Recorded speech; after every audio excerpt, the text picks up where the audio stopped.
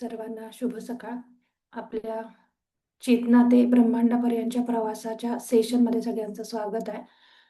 आज आपला शेवटचा दिवस आहे. आपण राहिलेल्या ज्या कन्सेप्ट आहेत, तुम्ही फ्लायर बघितलंच असेल, त्यामध्ये जे लिहिलेले पॉइंट्स आहेत त्यानुसार आपण हे क्वांटम फिजिक्स शिकतोय किंवा समजून घेण्याचा प्रयत्न करतोय. तर त्यातले राहिलेले जे पॉइंट आहेत ते आपण आज कव्हर करणार आहे. काल आपण बघितले क्वांटम टनेलिंग, तर बऱ्याच जणांना कन्फ्युजन वाटतंय की काय नेमकं आहे. तर आज आपण थोडंसं पुन्हा बघूयात ते की नेमकं काय आहे क्वांटम टनेलिंग. थोडं सोप्या ह्याच्यात समजून घेऊयात. काल उदाहरणं दिली होती, पण सगळीच उदाहरणं आपल्या रोजच्या याला लागू होणारी नाही वाटली. तर ठीक आहे, पण मी स्लाइड शेअर करते पीपीटी, म्हणजे त्यातनं आणखीन जास्ती कळेल.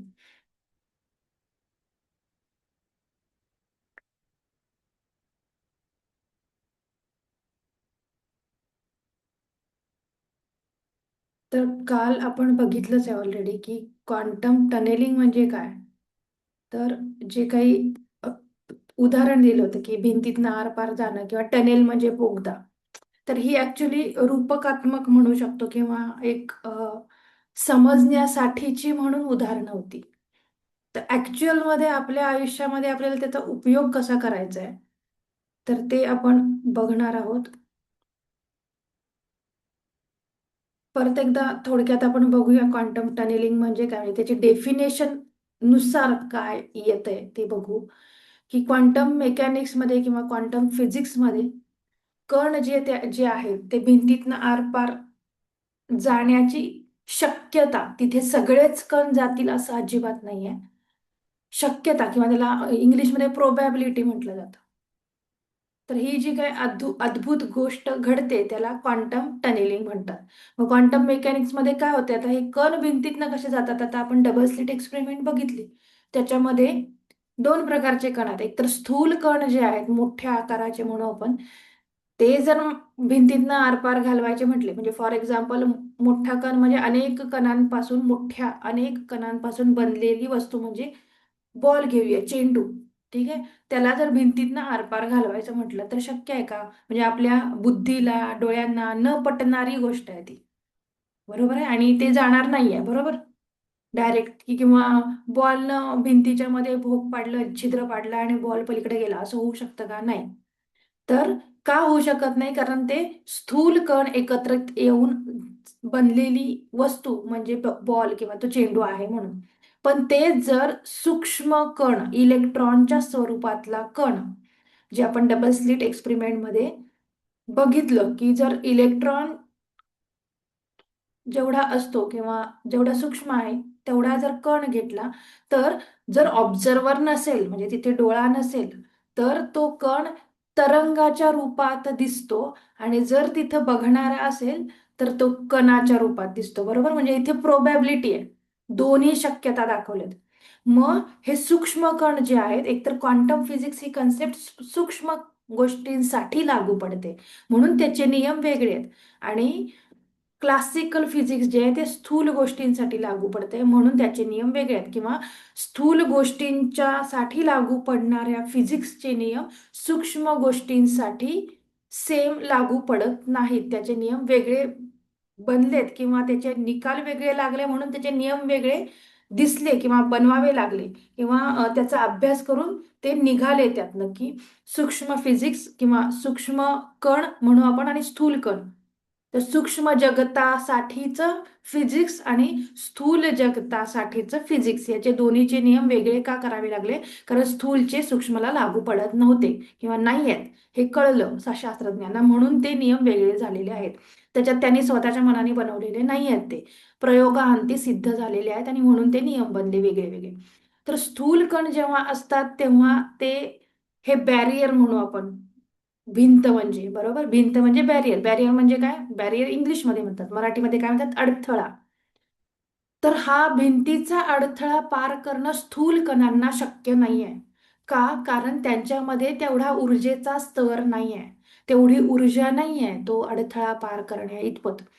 मग सूक्ष्म कणांमध्ये त्या ऊर्जेची संभाव्यता आहे, शक्यता आहे, तेही सगळ्या कणांमध्ये नाही.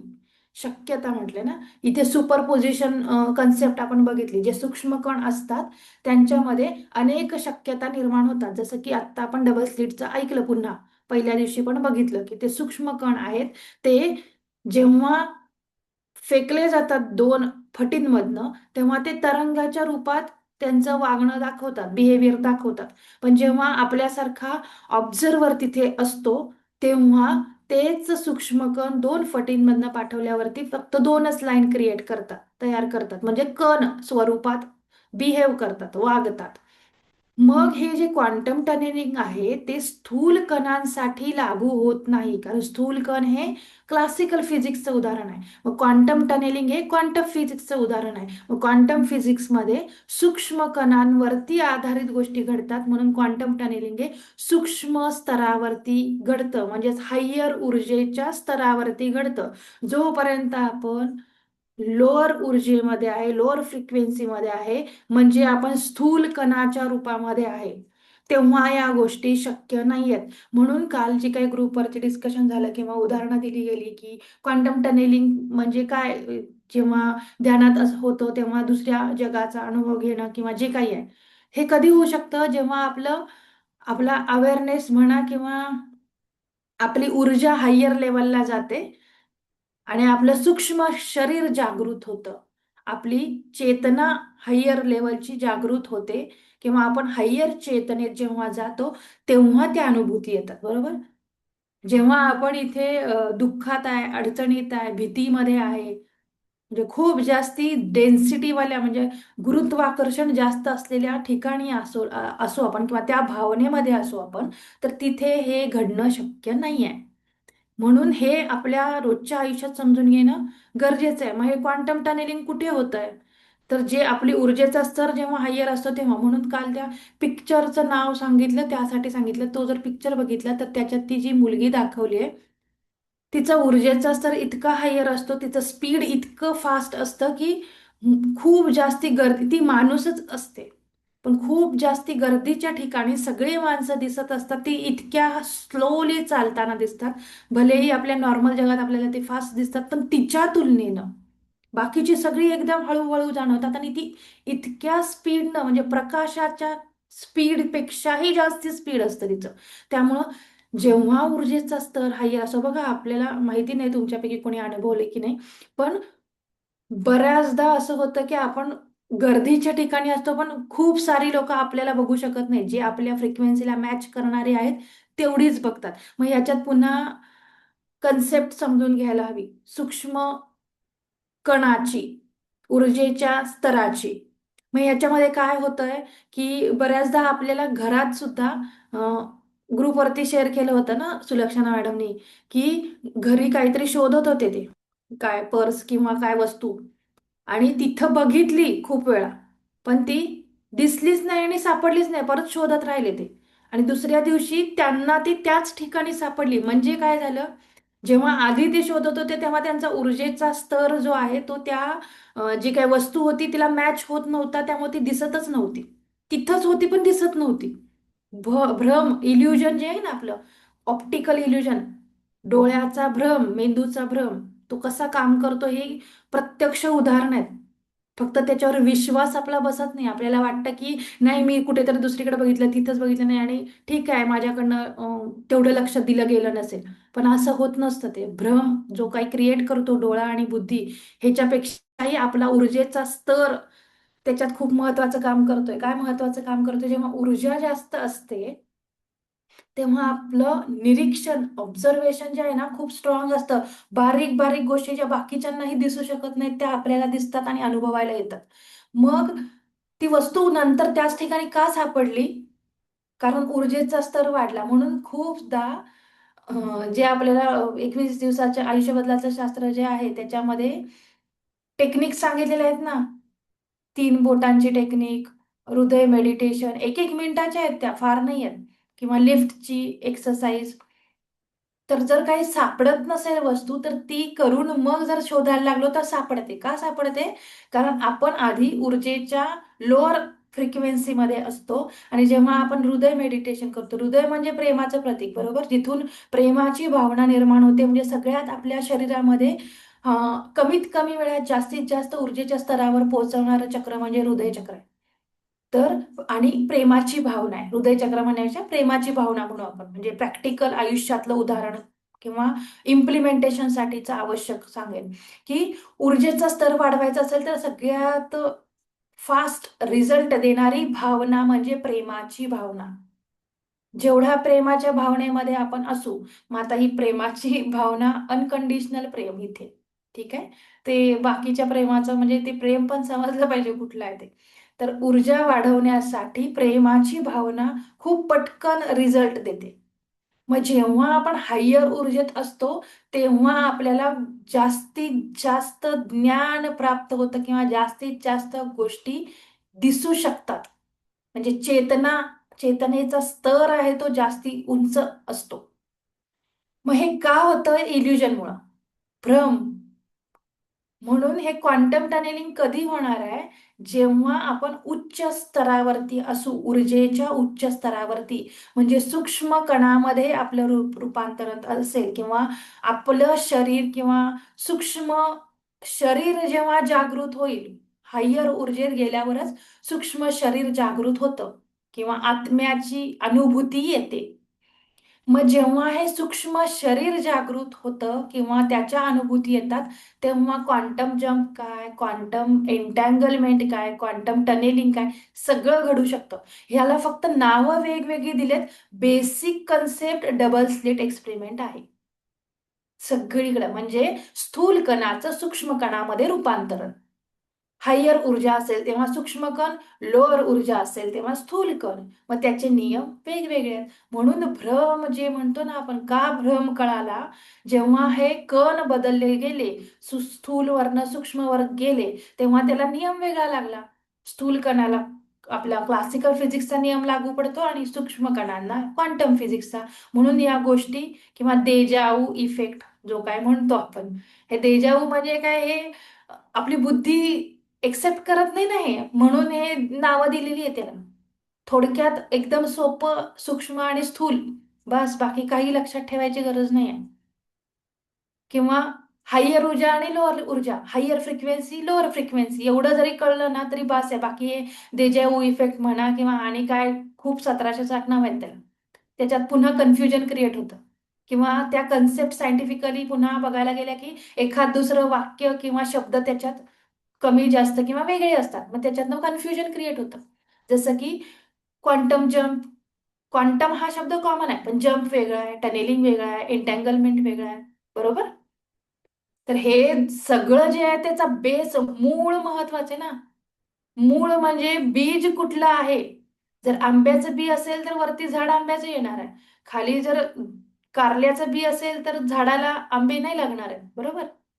तसं जर मूळ जे आहे ते सूक्ष्म कण असेल, सूक्ष्म शरीर असेल, तर क्वांटम फिजिक्सच्या कन्सेप्ट ज्या आहेत त्या अनुभवायला येणार आहेत. म्हणजे क्वांटम जंप असेल, टनेलिंग असेल, एन्टँगलमेंट असेल, आणखीन खूप सारे कन्सेप्ट आहेत त्याच्यात, अजून घेतल्याच नाही आहेत तेवढे. बेसिक आपल्याला महत्वाचं जाणून घेणं काय आहे? डबल स्लिट एक्सपेरिमेंट मधला सूक्ष्म कण आणि स्थूल कण. तो स्थूल आपण आत्ता या क्षणी स्थूल कणाच्या रूपामध्ये आहे की आपण आत्ता या क्षणी सूक्ष्म कणाच्या रूपामध्ये आहे. म्हणजेच आपण आत्ता हायर ऊर्जेमध्ये आहे की आपण आता लोअर ऊर्जेमध्ये आहे, आपण आता हायर फ्रिक्वेन्सीमध्ये आहे की लोअर फ्रिक्वेन्सीमध्ये आहे. जेवढं आपण हायर ऊर्जेमध्ये, हायर फ्रिक्वेन्सीमध्ये, म्हणजेच सूक्ष्म कणाच्या रूपामध्ये किंवा सूक्ष्म शरीराच्या रूपामध्ये असू, तेवढं आपलं स्पीड जे आहे, आध्यात्मिक प्रगती करण्याचं असेल, आत्मिक प्रगती करण्याचं असेल किंवा भौतिक आयुष्यातलीही प्रगती करण्याचं असेल, हे सगळंच्या सगळं जर स्पीड पाहिजे असेल किंवा खूप चांगले अनुभव आपल्याला हवे असतील, तर आपल्याला गरज काय आहे? सूक्ष्म शरीर जागृत करण्याची, म्हणजेच काय? अवेअरनेस मध्ये राहण्याची, म्हणजेच काय? हायर ऊर्जेच्या स्तरावर असण्याची, म्हणजे काय? फ्रिक्वेन्सी नेहमी हायर ठेवण्याची. नाहीतर आपली फ्रिक्वेन्सी सेकंदाला बदलते. कुणी काय म्हटलं की झाली फ्रिक्वेन्सी, गेली खाली, भावना बदलल्या. मग आपण आपली फ्रिक्वेन्सी मेंटेन करू शकतो का? बाहेरच्या गोष्टींचा आपल्यावर किती परिणाम करून घेतो ह्याच्यानुसार आपण आपली ऊर्जेचा स्तर टिकवू शकतो की नाही टिकवू शकत हे ठरतं. भलेही समोरून बघा, योगी संत महात्मे का म्हटलंय, त्यांना ही उपमा का दिली गेली आहे, नाव का दिलं गेलंय, श्रेष्ठ का मानलंय? कारण बाहेरून कितीही त्यांना लोअर फ्रिक्वेन्सीमध्ये नेण्याचा प्रयत्न केला तरीही ते स्वतःच्या आतमधली त्यांची स्थिती कधीच ढळली नाही. म्हणून ते संत झाले, म्हणून ते महात्मे झाले, म्हणून त्यांना श्रेष्ठ मानलं जातंय अजून सुद्धा. मग आपण का श्रेष्ठ बनत नाही आहे, आपण का संत होऊ शकत नाही आहे, आपण का महात्मे होऊ शकत नाही? सोपं आहे. आपण ती ऊर्जा हायर स्तरावरची मेंटेनच ठेवू शकत नाहीये. दुसऱ्यांचा परिणाम आपल्यावर काही म्हणजे कारणच लागत नाही आपल्याला आपल्या ऊर्जेला लोअर फ्रिक्वेन्सीला घेऊन जायला. मग आपल्याला किती स्थितप्रज्ञ व्हायला पाहिजे, किती आपल्याला त्या अवेअरनेसचा सराव करायला पाहिजे. हे काय एका रात्रीत होणारी गोष्ट नाही. जरी क्वांटम जंप म्हटलं, ऐकायला क्वांटम जंप म्हणजे एका क्षणात होणारी घटना वाटते, पण ऍक्च्युअल आपल्या आयुष्यामध्ये तो जो काही काय म्हणू आपण, निर्णय असतो ना, एक डिसिजन, एक बोल्ड डिसिजन किंवा क्रांतिकारक बदल म्हणतात त्याला, क्रांतिकारक बदल, तो बदल म्हणजेच क्वांटम जंप आहे. मग हे सगळीकडे लागू होतं. म्हणजे आपण ना खूप छोटी छोटी आपल्या कम्फर्ट झोन मधली उदाहरणं घेतोय. म्हणजे आता काल जे वाचलं त्याच्यावरून सांगते. आपण आपल्या कम्फर्ट झोनच्या बाहेर जाऊन म्हणजे पिढ्यानपिढ्या आपल्या अख्ख्या खानदानामध्ये कोणी एवढा बोल्ड विचार केला नसेल. असा विचार आपण काही क्षणात घेऊन तशा पद्धतीनं कृती करतोय.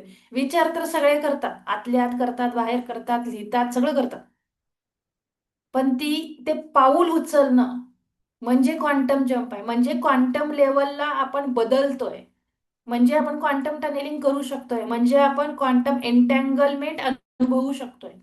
हा क्रांतिकारक बदल म्हणजे नुसता विचार बदलणं नाहीये, तर तो विचार बदललेला जो आहे तो इन्स्टंट, इमिजिएट आपण इम्प्लिमेंट करतोय आणि त्यातनं मिळणारी जी गोष्ट आहे ती म्हणजे क्वांटम फिजिक्सची रिलेटेड आहे. ती म्हणजे क्वांटम जंप आहे, ते म्हणजे क्वांटम टनेलिंग आहे, ते म्हणजे क्वांटम एन्टँगलमेंट. मग हे क्वांटम टनेलिंगचं एक उदाहरण प्रत्यक्ष जे की डोळ्यांना दिसणारं असेल तर आपल्याला पटतं ना, म्हणून दिलं जातं. नाहीतर तसं बघितलं तर या विज्ञानाच्या ज्या काही कन्सेप्ट आहेत किंवा हे सिद्धांताद्वारे प्रूव्ह केलेल्या गोष्टी आहेत, त्याच्यामध्ये ना काहीतरी कमतरता आहे. ते आहे असं नाही दाखवू शकत गोष्टी, किंवा शब्दांमध्ये लिमिटेशन्स आहेत. त्यामुळं ते तसं सांगता येणं म्हणजे जसंच्या तसं सांगता येणं अवघड आहे. जसं की आंबा गोड आहे हे गोडपर्यंत सांगू शकतो, पण ऍक्च्युअल आंबा गोड असण्याच्याही वेगवेगळ्या लेवल आहेत ना. आंबे गोड मिळाले, वेगळ्या वेगळ्या जातीचे आंबे गोड असतात, बरोबर. पण हापूस आंब्यामधला गोडवा वेगळा असतो, पायरी आंब्यामधला गोडवा वेगळा असतो, केशर केशर आंब्यातला गोडवा वेगळा असतो. तो त्या गोड मध्ये सांगता येतो का? नाही सांगता येत. फक्त गोड आहे एवढंच सांगता येतं. केशर आंब्याचा गोडवा जो आहे तो वेगळाच असतो, तो नाही सांगता येत, शब्दात नाही मांडता येत. त्याची अनुभूतीच घेऊ शकतो, खाऊनच कळू शकतो. फक्त खाणाऱ्यालाच कळू शकतो, न खाणाऱ्याला कळू शकत नाही. एक्झॅक्टली क्वांटम कन्सेप्ट या अशाच आहेत. आणि शास्त्रज्ञ आतापर्यंत ढीगभर शोध लावले ह्याच्या आधी. त्याच्यावरनं भांडणं मारामाऱ्या सगळं काय काय झालं, एकमेकांच्या देशांमध्ये पेटंट मिळवण्यासाठी सगळं सगळं झालं. पण जेव्हा त्यांना ही क्वांटम कन्सेप्ट कळाली, तेव्हा ही भांडणं कम्पॅरेटिव्हली कमी झाली. कारण आपली बुद्धिमत्ता, आपली क्षमता, आपले शब्द, आपण जे काही प्रूफ मागतोय ना, त्या प्रूफ मागण्यासाठी ज्या गोष्टी लागतात एक्सप्लेन करण्यासाठी, त्याला इतक्या मर्यादा आहेत की ते नाही आपण सांगू शकत शब्दांमध्ये. तसं ते क्वांटम फिजिक्स आहे. मग त्याच्यासाठी उदाहरण म्हणून काय दिलं होतं की सूर्य, बरोबर, सूर्याची ऊर्जा. मग सूर्याची ऊर्जा कशी निर्माण होते, तर न्यूटननं सांगितलं होतं नियम, E = mc², बरोबर. हे तर त्यानं क्लासिकल फिजिक्ससाठीच सांगून ठेवलं होतं. मग ऊर्जा तशीच निर्माण होते, सूर्यामधनंही तशीच निर्माण होते. पण जेव्हा क्वांटम फिजिक्स कळलं, तेव्हा त्यांना ही क्वांटम टनेलिंग कन्सेप्ट सूर्याची ऊर्जा निर्माण करण्यासाठी ऍक्च्युअल उपयोगात येते हे कळालं. जसं काल सांगितलं की फोटॉन कण असतात, ज्यांच्यावरती पॉझिटिव्ह ऊर्जेचा काय म्हणू, पॉझिटिव्ह ऊर्जा असते, म्हणजे प्लस साईन असतं. जसं की आपण सेल बघतो ना, बॅटरीमधले सेल एका बाजूला पॉझिटिव्ह असतं, एका बाजूला निगेटिव्ह असतं. तसं सूर्याची ऊर्जा निर्माण होण्यासाठी फोटॉन जे असतात, पॉझिटिव्ह ऊर्जेचे कण जे असतात, ते एकत्रित येणं गरजेचं असतं आणि ते इतक्या जवळ येणं गरजेचं असतं की त्यांच्यापासून एक काय म्हणू आपण, म्हणजे थोडक्यात ना, रिकाम्या जागेपासून एक भरलेली भरीव जागा निर्माण होते, किंवा एखादा गोळा पकडला आपण जो की आतून पोकळ आहे आणि त्याच्या आतमध्ये भरण्यासाठी हे फोटॉन वापरलेत समजू आपण, आणि मग तो भरीव गोळा तयार झालोय. तर ऊर्जा जी सूर्याची निर्माण होण्यासाठी तो भरीव गोळा निर्माण होणं गरजेचं असतं. मग हा भरीव गोळा कसा निर्माण होणार असतो, त्याचं फोटॉनचे अनेक कण एकत्रित आले, एकदम जवळ आले, की मग एक न्यूक्लिअर फ्युजन क्रिएट होतं. आणि न्यूक्लिअर फ्युजन क्रिएट झाल्यावर मग सूर्याची ऊर्जा त्यातनं निर्माण होते. हे सूक्ष्म स्तरावरती क्वांटम टनेलिंग ही कन्सेप्ट तिथे लागू होते. मग आधीही हेच व्हायचं, पण तेव्हा आपल्यासारख्या लोकांना हे क्वांटम टनेलिंग वगैरे काही काही माहितीच नव्हतं, नेमकं आतमध्ये काय होते. हा, E is equal to M C square न्यूटनने सांगितलेलं क्लासिकल फिजिक्सच्या नियमानुसार, हा त्याच्यानुसार ऊर्जा निर्माण होते. मग ती ऊर्जा सूर्यातनं असू दे किंवा आणखीन कुठल्याही गोष्टींमधनं ऊर्जा निर्माण होणाऱ्या गोष्टींमधनं असेल. पण तसं बघितलं तर तो नियमही आहे, हा असा आहे की ऊर्जा निर्माणही होत नाही आणि नष्टही होत नाही, तिचं कन्व्हर्जन होतं, फक्त रूपांतरण होतं एका गोष्टीतनं दुसऱ्या गोष्टीमध्ये. जसं बर्फाचं उदाहरण दिलं, पाण्याचं रूपांतरण बर्फामध्ये झालं, बर्फाचं रूपांतरण पुन्हा पाण्यामध्ये होतं आणि पाण्याचं रूपांतरण पुन्हा वाफेमध्ये होतं. ह्याच्यामध्ये फरक काय आहे, फक्त जे काय आजूबाजूचं ऍटमॉस्फिअर वातावरण कसं असेल त्याच्यानुसार त्याच्यामध्ये रूपांतरण झालं, बरोबर. जसं की पाण्याला खूप कमी टेम्परेचर दिलं गेलं, त्याच्या आजूबाजूचं टेम्परेचर खूप कमी असेल, -डिग्रीमध्ये असेल, तेव्हा त्याचा बर्फ बनतो. तेच त्या पाण्याला जेव्हा हायर टेम्परेचर दिलं जाईल, जास्तीचं टेम्परेचर दिलं जाईल, म्हणजे उकळलं जाईल, त्याला उष्णता प्रोव्हाइड केली जाईल, तेव्हा त्या पाण्याचं वाफेत रूपांतरण होणार. पाणी तेच आहे, फक्त त्याच्या आजूबाजूच्या कंडिशन वातावरण बदलल्या. म्हणून डीएनए लाही तेच लागू पडतं, जीन्स जे आपल्या आतमधली जनुक आहेत त्यांनाही तेच आता आहे पुढे ते. तर हे क्वांटम फिजिक्स पण तेच आहे, ती ऊर्जा तीच आहे क्लासिकल फिजिक्स मधली, फक्त त्याच्या आजूबाजूचं वातावरण बदलते. म्हणजे काय, ऊर्जा बदलते, म्हणजे आपण काय म्हणू, उष्णता प्रोव्हाइड करणं म्हणू किंवा -डिग्रीचं टेम्परेचर देणं म्हणू. म्हणजेच आपली जी काही ऊर्जा आहे ती हायर करणं किंवा लोअर करणं हे आपल्या हातात आहे. म्हणजे ते कशामुळे होतं, भावनांमुळं. आपल्या आतमध्ये जी काय आपण भावना निर्माण करतो कुठल्या तरी प्रसंगामुळं, गोष्टींमुळं, काहीतरी विचार करून, त्याच्यामुळं ते वातावरण जसं मिळेल त्याप्रमाणे आपल्या आतमधली ऊर्जा हायर होणार की लोअर होणार हे ठरतं. आणि जेव्हा ती हायर ऊर्जा असेल तेव्हा या क्वांटम टनेलिंगचा आपल्याला अनुभव येतो, किंवा त्याला क्वांटम टनेलिंग म्हणतात असं म्हणून. म्हणजे हे एक थोडक्यात सांगायचं तर, एक मिनिट परत मी स्लाइड शेअर करते, म्हणजे त्याच्यातून थोडं चांगलं कळतं म्हणून.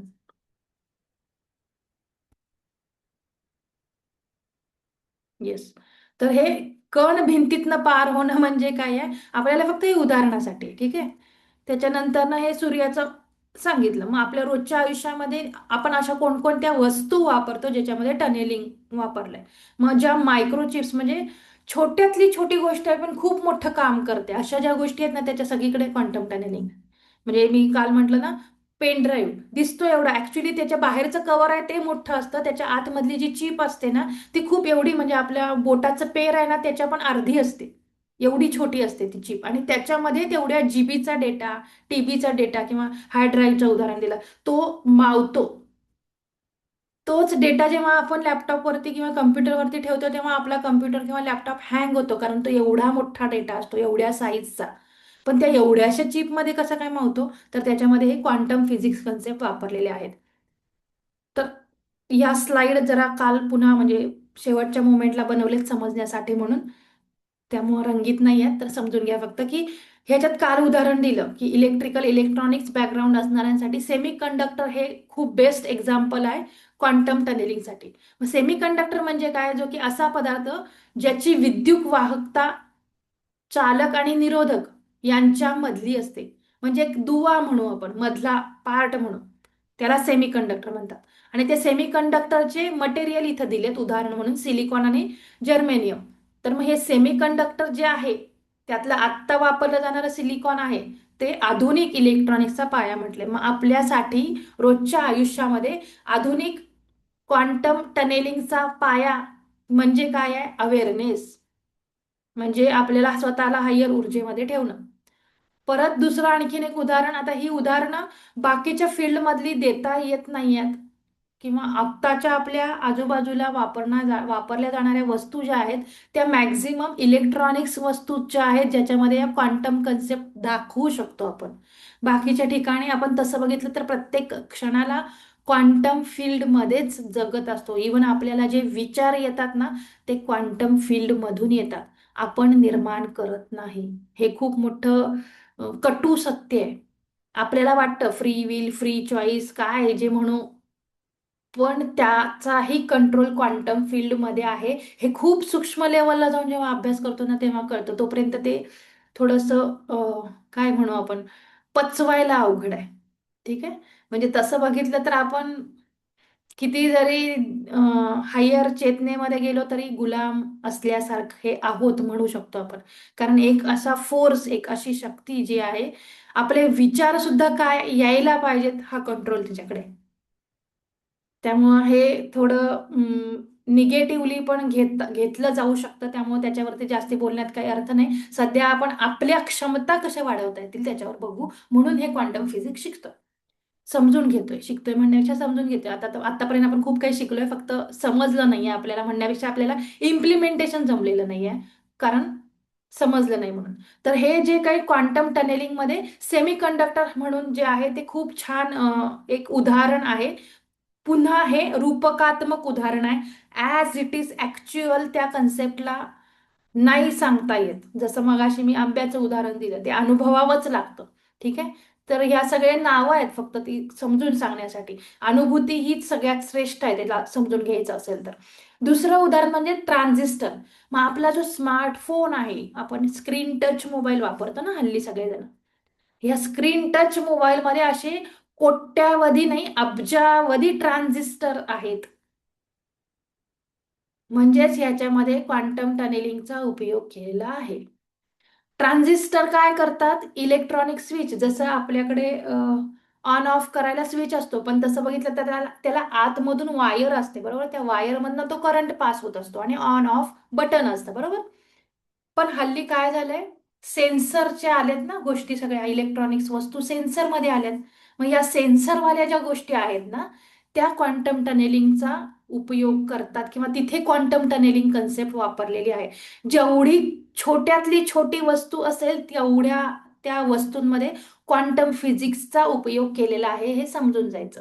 किंवा जेवढी फास्ट काम करणारी वस्तू असेल अति स्पीडनं, तिथे हे क्वांटम टनेलिंग वापरलेलं आहे हे समजून जायचं. म्हणून क्वांटम कम्प्युटर काल का दाखवला तो व्हिडिओ, कारण हे जे काय टेक्निक आहे सगळ्यात जास्त स्पीडनं, बघा आत्ता पण आपल्याला काही कुठल्या गोष्टींना पासवर्ड टाकला असेल, साधं मोबाईलची स्क्रीन उघडायची असेल, मोबाईलचं लॉक काढायचं असेल आणि तिथे आपण पासवर्ड टाकला असेल, एक तर फिंगर टिपचा आपल्या काय म्हणू, हातावरच्या रेषा, बोटावरच्या रेषांचा एक असतो आणि एक असतो तो नंबरचा असतो बरोबर. आता हे रोजचं उदाहरण आहे म्हणून सांगते. तर ते पण उघडायला काही सेकंद द्यावे लागतात बरोबर. फिंगर टिप म्हणजे आपलं हाताचं थंब प्रिंट किंवा फिंगर प्रिंट जे आहेत ते टच केल्यानंतर ते एका ठराविक रेषा आपण ज्या तिथं फीड केलेल्या असतात त्या सगळ्या तिथे टच व्हायला लागतात, मग लॉक निघतं. म्हणजे काही सेकंदांचा वेळ तिथे जातो. तसंच जेव्हा आपण नंबर पासवर्ड किंवा लॉक करण्यासाठी टाकलेला असतो त्याला तर आणखीन जास्त वेळ लागतो बरोबर. पण हे क्वांटम टनेलिंग म्हणजे काय आहे, किंवा क्वांटम कम्प्युटर म्हणजे काय आहे, की आपण विचार करेपर्यंत तो वेळही खूप जास्त झाला. त्याच्यापेक्षाही खूप सूक्ष्म वेळामध्ये खूप गोष्टी घडामोडी घडून जाणं. म्हणजे आपण समजा फास्टेस्ट गोष्ट काय पकडू, की आपल्या फिंगरप्रिंटनं लॉक उघडणं. आपल्या एका फिंगरप्रिंटनं आपल्या एका मोबाईलचं लॉक उघडण्यासाठी जेवढा वेळ लागतो त्या वेळामध्ये अख्ख्या जगभरातल्या लोकांचे अकाउंट, ज्याला पासवर्ड टाकला असेल ते उघडू शकतात. कधी? जेव्हा ही क्वांटम कम्प्युटर कन्सेप्ट येईल तेव्हा. म्हणजे आता त्याच्यावर काम चालू आहे खूप जास्ती आणि वापरातही आहे खूप ठिकाणी IT क्षेत्रांमध्ये. म्हणजे इतकं स्पीड, म्हणजे म्हणून तो कालचा जो मूवी सांगितला ना, ल्युसी म्हणून आहे, तो नक्की बघा, आवर्जून बघा. म्हणजे तुम्ही इंग्लिश जरी कळत नसेल ना आणि नुसती चित्र बघितली तरी कळेल तुम्हाला तो त्यातनं काय आपल्याला नेमकं घ्यायचंय ते. तर हे ट्रान्झिस्टर हे सगळ्यात बेस्ट, बेस्ट म्हणण्यापेक्षा एक आणखीन एक रूपकात्मक उदाहरण आहे. येस, वर्षा मॅडमने सांगितले त्याप्रमाणे टेस्ला कार पण हा, हे ऑटोमॅटिक जेवढं आहे ना, ते सगळं सगळ्यामध्ये क्वांटम कन्सेप्ट वापरलेल्या आहेत. आणि इथून पुढे सगळं क्वांटम वरती असलेल्याच गोष्टी येतील. कारण जग एवढं फास्ट झालंय, वेळ का फास्ट चाललाय, ऊर्जा वाढली म्हणजे तेवढ्या स्पीडनं. म्हणून पेशन्स कमी झालेत आत्ताच्या जनरेशनमध्ये. का? कारण त्यांच्यामध्ये आणखीन जास्ती ऊर्जा आहे आपल्यापेक्षा. मग आपण बघितलं की ऊर्जा जास्त म्हणजे तरंगांमध्ये रूपांतरण ना, सूक्ष्म कण. मग ते पेशन्स पण कमी झाले. मग पटापट पाहिजे सगळं. मग ते पेशन्स कमी झाले म्हणजे ते आणखीन एक अडथळा काय आहे त्याच्यामध्ये, चॅलेंज काय आहे, की जर नाही झालं तर, म्हणून आत्ताचे जे काही निगेटिव्ह गोष्टी घडतात आजूबाजूला, काय म्हणू, दंगल घडणं, आत्महत्या करणं वाढलंय. का वाढलंय? कारण पेशन्स कमी झाले, कारण ते ऊर्जेचा स्तर वाढलाय. तो ऊर्जेचा स्तर हँडल कसा करायचा, स्विच ऑन स्विच ऑफ होता येत नाहीये, फ्लेक्झिबल होता येत नाहीये. म्हणून या घटना वाढतात. म्हणजे जेवढा तो चांगला आहे तेवढा वाईटही आहे, म्हणजे दोन्ही गोष्टी आहेत त्याच्यामध्ये. तर हे कळणं, म्हणजे जेवढं आपण फ्लेक्झिबल, काल सांगितलं ना, मेंदूचे आजार का होतात, मेंदूचे आजार का होतात, कारण की पेशन्स कमी झाले किंवा रिजिडिटी. फ्लेक्झिबिलिटी कमी झाली आहे म्हणून. कोण काही बोलत होतं का? हा, मी म्हंटल रिजिडिटी मुळे होतात. काल सांगितलं ना, हा, येस, फ्लेक्झिबिलिटी तेच, महत्वाची आहे. फ्लेक्झिबल आपण नसतो, एक्सेप्टन्स मध्ये नसतो, बदलायला तयार नसतो, म्हणून होतात, बरोबर. तर जेवढं आपण ऑन ऑफ मोड पटकन आपल्याला करता येईल ना, तेवढं आपण खूप हायर ऊर्जेमध्ये स्वतःला मेंटेन ठेवू शकतो. तर हे क्वांटम टनेलिंग समजण्यासाठी पुन्हा एवढी सगळी उदाहरण म्हणा किंवा हे घेतलंय. तर मग क्वांटम टनेलिंग जे आहे ते सेमीकंडक्टर आणि ट्रान्झिस्टर हे उदाहरणं आहेत, रूपकात्मक उदाहरणं आहेत, ॲज इट इज लागू होत नाहीत. मग याच्यात दिले की ट्रान्झिस्टर आहेत ते अत्यंत लहान, म्हणजे नॅनोमीटर स्तरावर असतात. आणि ते इलेक्ट्रॉनच्या रूपात, म्हणजे सूक्ष्मकण, बॅरियर, कधी कधी बॅरियर ओलांडून जाऊ शकतात. कधी कधी म्हटले, प्रोबॅबिलिटी आली ना इथं. जसं की सूर्याचं सांगितलं ना, की कधी कधी, म्हणजे त्याच्यात जे काही फोटॉन आहेत ते सगळेच फोटॉन जे आहेत, हे विचार जे आपण म्हणतो ना Sushma madam, quantum computer concept, जसे आपल्या मनातले विचार असतात फास्ट, त्याच्यापेक्षाही फास्ट आहे. त्याच्यापेक्षाही कितीतरी पटीनं फास्ट आहे. तेच सांगितलं आपण, एक विचार जोपर्यंत आपला येतो ना, तेवढ्यात अख्ख्या जगातल्या लोकांचे जेवढे काही अकाउंट आहेत ते सगळ्याचे पासवर्ड ओपन होऊन ते सगळे अकाउंट ओपन होऊ शकतात, लॉक केलेली. एवढं फास्ट आहे ते. म्हणजे हे पण रूपकात्मक सांगते, ऍक्च्युअल मध्ये तर त्याच्यापेक्षा फास्ट आहे ते. ते आता म्हणजे शब्दात नाही सांगता येत आहे. तर हे ट्रान्झिस्टर आहेत ते अत्यंत लहान असतात. आता इलेक्ट्रॉनिक्स, इलेक्ट्रिकल, अंजली कोळपकर मॅडम असतील किंवा मंगल मॅडम, तर यांचं फील्ड, म्हणजे त्या जे शिकलेले आहेत ते या फील्डमधलं आहे, इलेक्ट्रिकल इलेक्ट्रॉनिक्स. त्याच्यामध्ये हे ट्रान्झिस्टर आणि सेमीकंडक्टर वगैरे वापरतात. त्यांना या कन्सेप्ट जास्ती चांगल्या माहिती आहेत. तर मी म्हणजे मॅडम असतील तर, नाही तर मग अंजली मॅडम, तुम्ही ग्रुपवर जर टाकलं ना याच्याबद्दल आपल्या बोली भाषेत, सेमीकंडक्टर कसं काम करतात किंवा ट्रान्झिस्टर, तर आणखीन जास्ती कळेल. तर हे उदाहरण का दिलं ते कळेल. तर हे बॅरियर कधी कधी ओलांडू शकतात म्हणतात, आणि त्यामुळं काय होतं, लिकेज करंट निर्माण होतं आणि आपल्याला जे काही इलेक्ट्रॉनिक वस्तूबद्दल आपण अनुभव घेतो ते होतं. याला क्वांटम इफेक्ट म्हणतात. म्हणजे हे जे मधलं लिकेज करंट निर्माण होणं जे आहे ना, ते क्वांटम इफेक्ट आहे. मग त्याच्यामध्ये टनेल डिओड म्हणून पण आहे, जे की क्वांटम टनेलिंग साठी उपयोग केलं जातं. जसं आता क्वांटम कम्प्युटर बद्दल बोललं, की हाय स्पीड सर्किट किंवा मायक्रोवेव्ह कोणाच्या घरी असेल, मायक्रोवेव्ह ओव्हन, त्या ओव्हन मध्ये आपल्याला कुठेच जाळ लागलेला दिसत नाहीये, पण आपल्या सिलेंडर, LPG गॅस किंवा MNGL गॅस पेक्षाही जास्त तीव्रतेची उष्णता तिथे निर्माण होते. म्हणून काही सेकंदात, काही मिनिटात अन्न शिजलं जातं, बरोबर. तर तिथं हे क्वांटम कन्सेप्ट वापरली मायक्रोवेव्ह ओव्हन मध्ये. ठीक आहे. हाय स्पीड सर्किट जिथं जिथं आहे तिथे क्वांटम टनेलिंग कन्सेप्ट लागू पडते.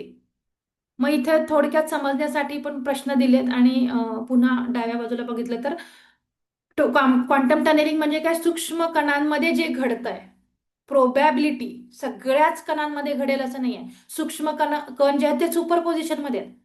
एकाच कणाला कन्सिडर केलं किंवा गृहीत धरलं तर त्याचं वेगवेगळं बिहेवियर असू शकतं. ते कणाचंही बिहेवियर दाखवू शकेल, वेव्हचंही दाखवू शकेल. त्याच्या प्रोबॅबिलिटी खूप आहेत, बरोबर. म्हणून सूक्ष्म कणांमध्ये सगळ्याच नाही, प्रोबॅबिलिटीनुसार सगळ्याच कणांमध्ये नाही, तर ठराविक कणांमध्ये जे काही बदल घडतात प्रोबॅबिलिटीच्या आधारावरती, ते तिथं क्वांटम टनेलिंग घडतं, जे की इथं नेक्स्ट पॉइंट आहे. वेव्ह फंक्शन विथ आणि प्रोबॅबिलिटीवर आधारित आहे. आणि सायन्समध्ये ते प्रयोगांनी समर्थित करण्याचा प्रयत्न केला आहे असं सांगू शकत नाही, हे मगाशी पण सांगितलं. मग अध्यात्मामध्ये हे कसं काय क्वांटम टनेलिंग कुठे वापरू शकतो, तर आपण स्वतःला विचारू शकतो की मी अडथळे कसे पार करू शकतो किंवा केलेत आतापर्यंत, किंवा आपल्यामधला जो काही अडथळा आहे आपल्या प्रगतीसाठी, ग्रोथसाठी, काय काय अडथळे आहेत आपल्या आतमध्ये. भीतीची असेल, रागाची असेल, द्वेषाची असेल, किंवा बोलण्याची असेल. चार चौघांमध्ये बोलता येत नाही, बरोबर. हे हे जे आहे हे भीती किंवा अडथळे आहेत आपले, ह्या सगळ्या गोष्टी. तर ह्याच्यामध्ये बदल करणं शक्य आहे का, आहे. कधी शक्य आहे, जेव्हा आपण क्वांटम लेवलला विचार करतो, नुसता विचार नाही कृती करतो तेव्हा.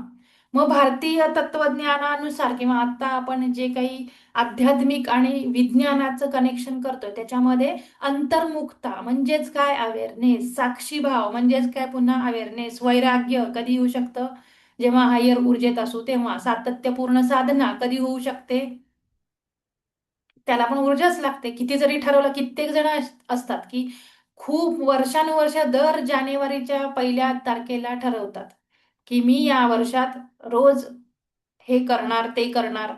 मग किती दिवस करू शकतात, 3 दिवस, 4 दिवस, नव्याचे 9 दिवस म्हणतात ना आपल्याकडे. त्याच्यानंतर नाही करू शकत. का नाही करू शकत, ऊर्जा कमी पडते ना. मग हायर ऊर्जा कधी येते, अवेअरनेस मध्ये असू तेव्हा, हायर फ्रिक्वेन्सी मध्ये असू तेव्हा.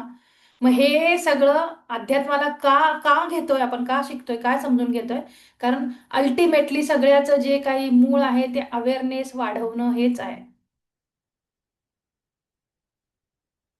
त्यामुळं येस, हे सगळं एसीडीसी हे सगळं इलेक्ट्रिकल इलेक्ट्रॉनिक्स आहे. आणि हे उदाहरण क्वांटमसाठी रूपकात्मक उदाहरण आहेत. आहे असं नाही लागू पडत, फक्त उदाहरणासाठी घेऊ शकतो आपण.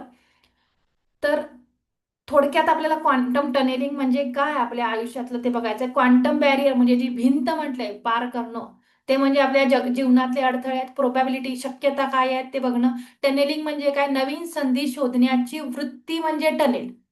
मग आता आपल्याला जर सगळ्यांसाठी प्रश्न आहे हा, की इथं उजवीकडे जे 4 प्रश्न दिलेत त्याच्यात तुम्हाला उत्तर ABCD असं चॅट बॉक्समध्ये लिहायचंय. काय तुम्हाला वाटतंय, क्वांटम टनेलिंग मुख्यतः कोणत्या स्तरावर महत्वाचा असतो? ग्रह, सूक्ष्मकण, पर्वत, महासागर, आता आपण ऐकलंय ना एवढे दिवस, कशाशी रिलेटेड आहे, ABCD यामधलं उत्तर तुम्हाला लिहायचंय. काय वाटतंय तुम्हाला, क्वांटम टनेलिंग कशावर आधारित आहे, कोणत्या स्तरावर महत्वाचं आहे, त्याचं उत्तर लिहायचंय. याच्यावरून कळालंय की नाही. येस. त्याच्यानंतर दुसरा प्रश्न आहे, एनर्जी बॅरियर म्हणजे काय, अडथळे म्हणजे काय. आता इथे तर शब्दांवरूनच कळतं आपल्याला, त्याच्यातही तुम्हाला उत्तर कळेल. तिसरं आहे, क्वांटम टनेलिंगचा उपयोग कुठे कुठे होऊ शकतो. आपण उदाहरणं बघितली. थोडक्यात या सगळ्यांमध्येही हे क्वांटम टनेलिंगचा उपयोग, कारण हे ऍडव्हान्स इलेक्ट्रॉनिक्स आहे. त्यामुळं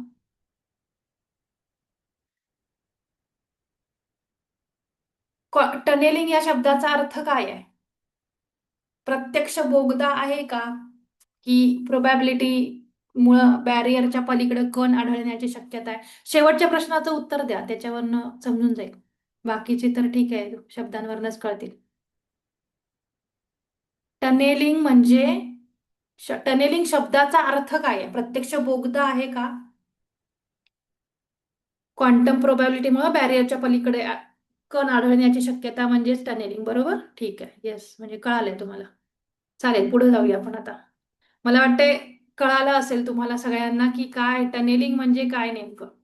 क्वांटम टनेलिंग म्हणजे काय, क्रांतिकारक बदल घडवणं किंवा घडणं याला टनेलिंग किंवा ती क्वांटम टनेलिंग कन्सेप्ट आपण वापरू म्हणू. मग ती आपल्या रोजच्या आयुष्यात असेल, आध्यात्मिक आयुष्यात असेल, किंवा आणि कुठे करिअरच्या ठिकाणी, नोकरीच्या ठिकाणी असेल, समाजाच्या ठिकाणी असेल, कुटुंबामध्ये असेल, कुठंही असू शकते.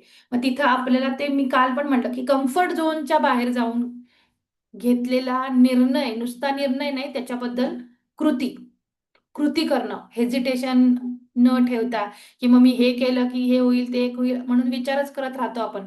क्रांतिकारक विचार केल्यावर फक्त विचारच करत राहतो, कृती नाही होत आपल्याकडनं, कारण ऊर्जा कमी पडते. मग ही कृती कुठल्या कुठल्या बाबतीत आपल्याकडनं घडली आहे, जन्मोनजन्म शक्य नव्हतं असं कुठला अडथळा आपण पार केलाय, म्हणजे क्वांटम टनेलिंग.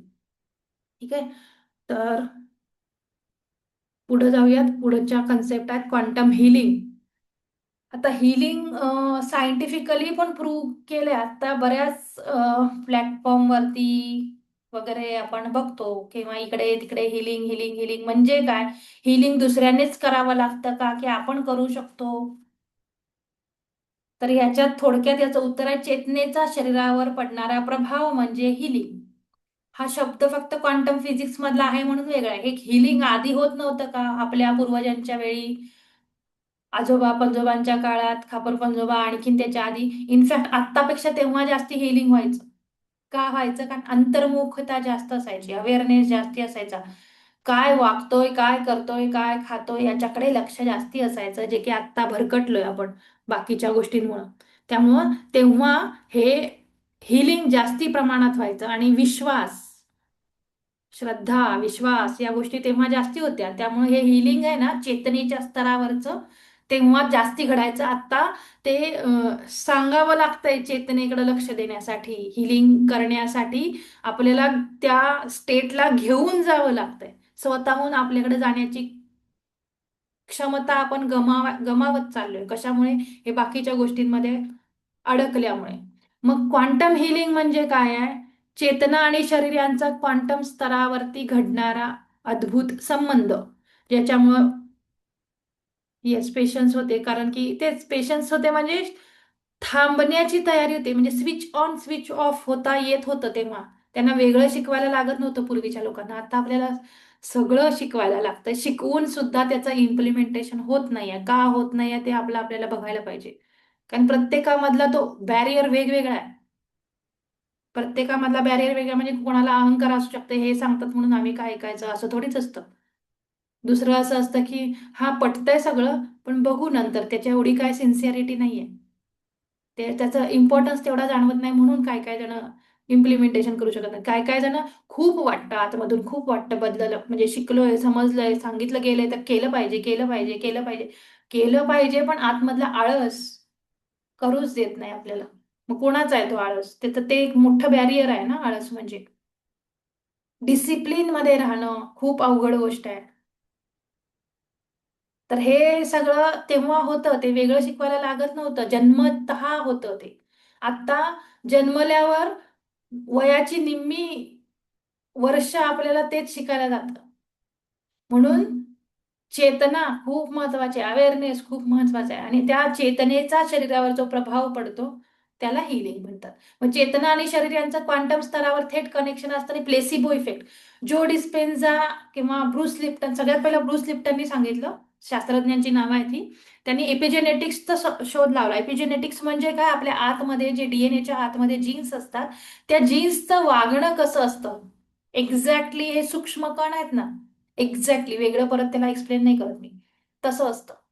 आपल्या आतमधले जे जीन्स आहेत, एन्झाईम्स आहेत, ते एक्झॅक्टली तसे वागतात सूक्ष्म कणांसारखे.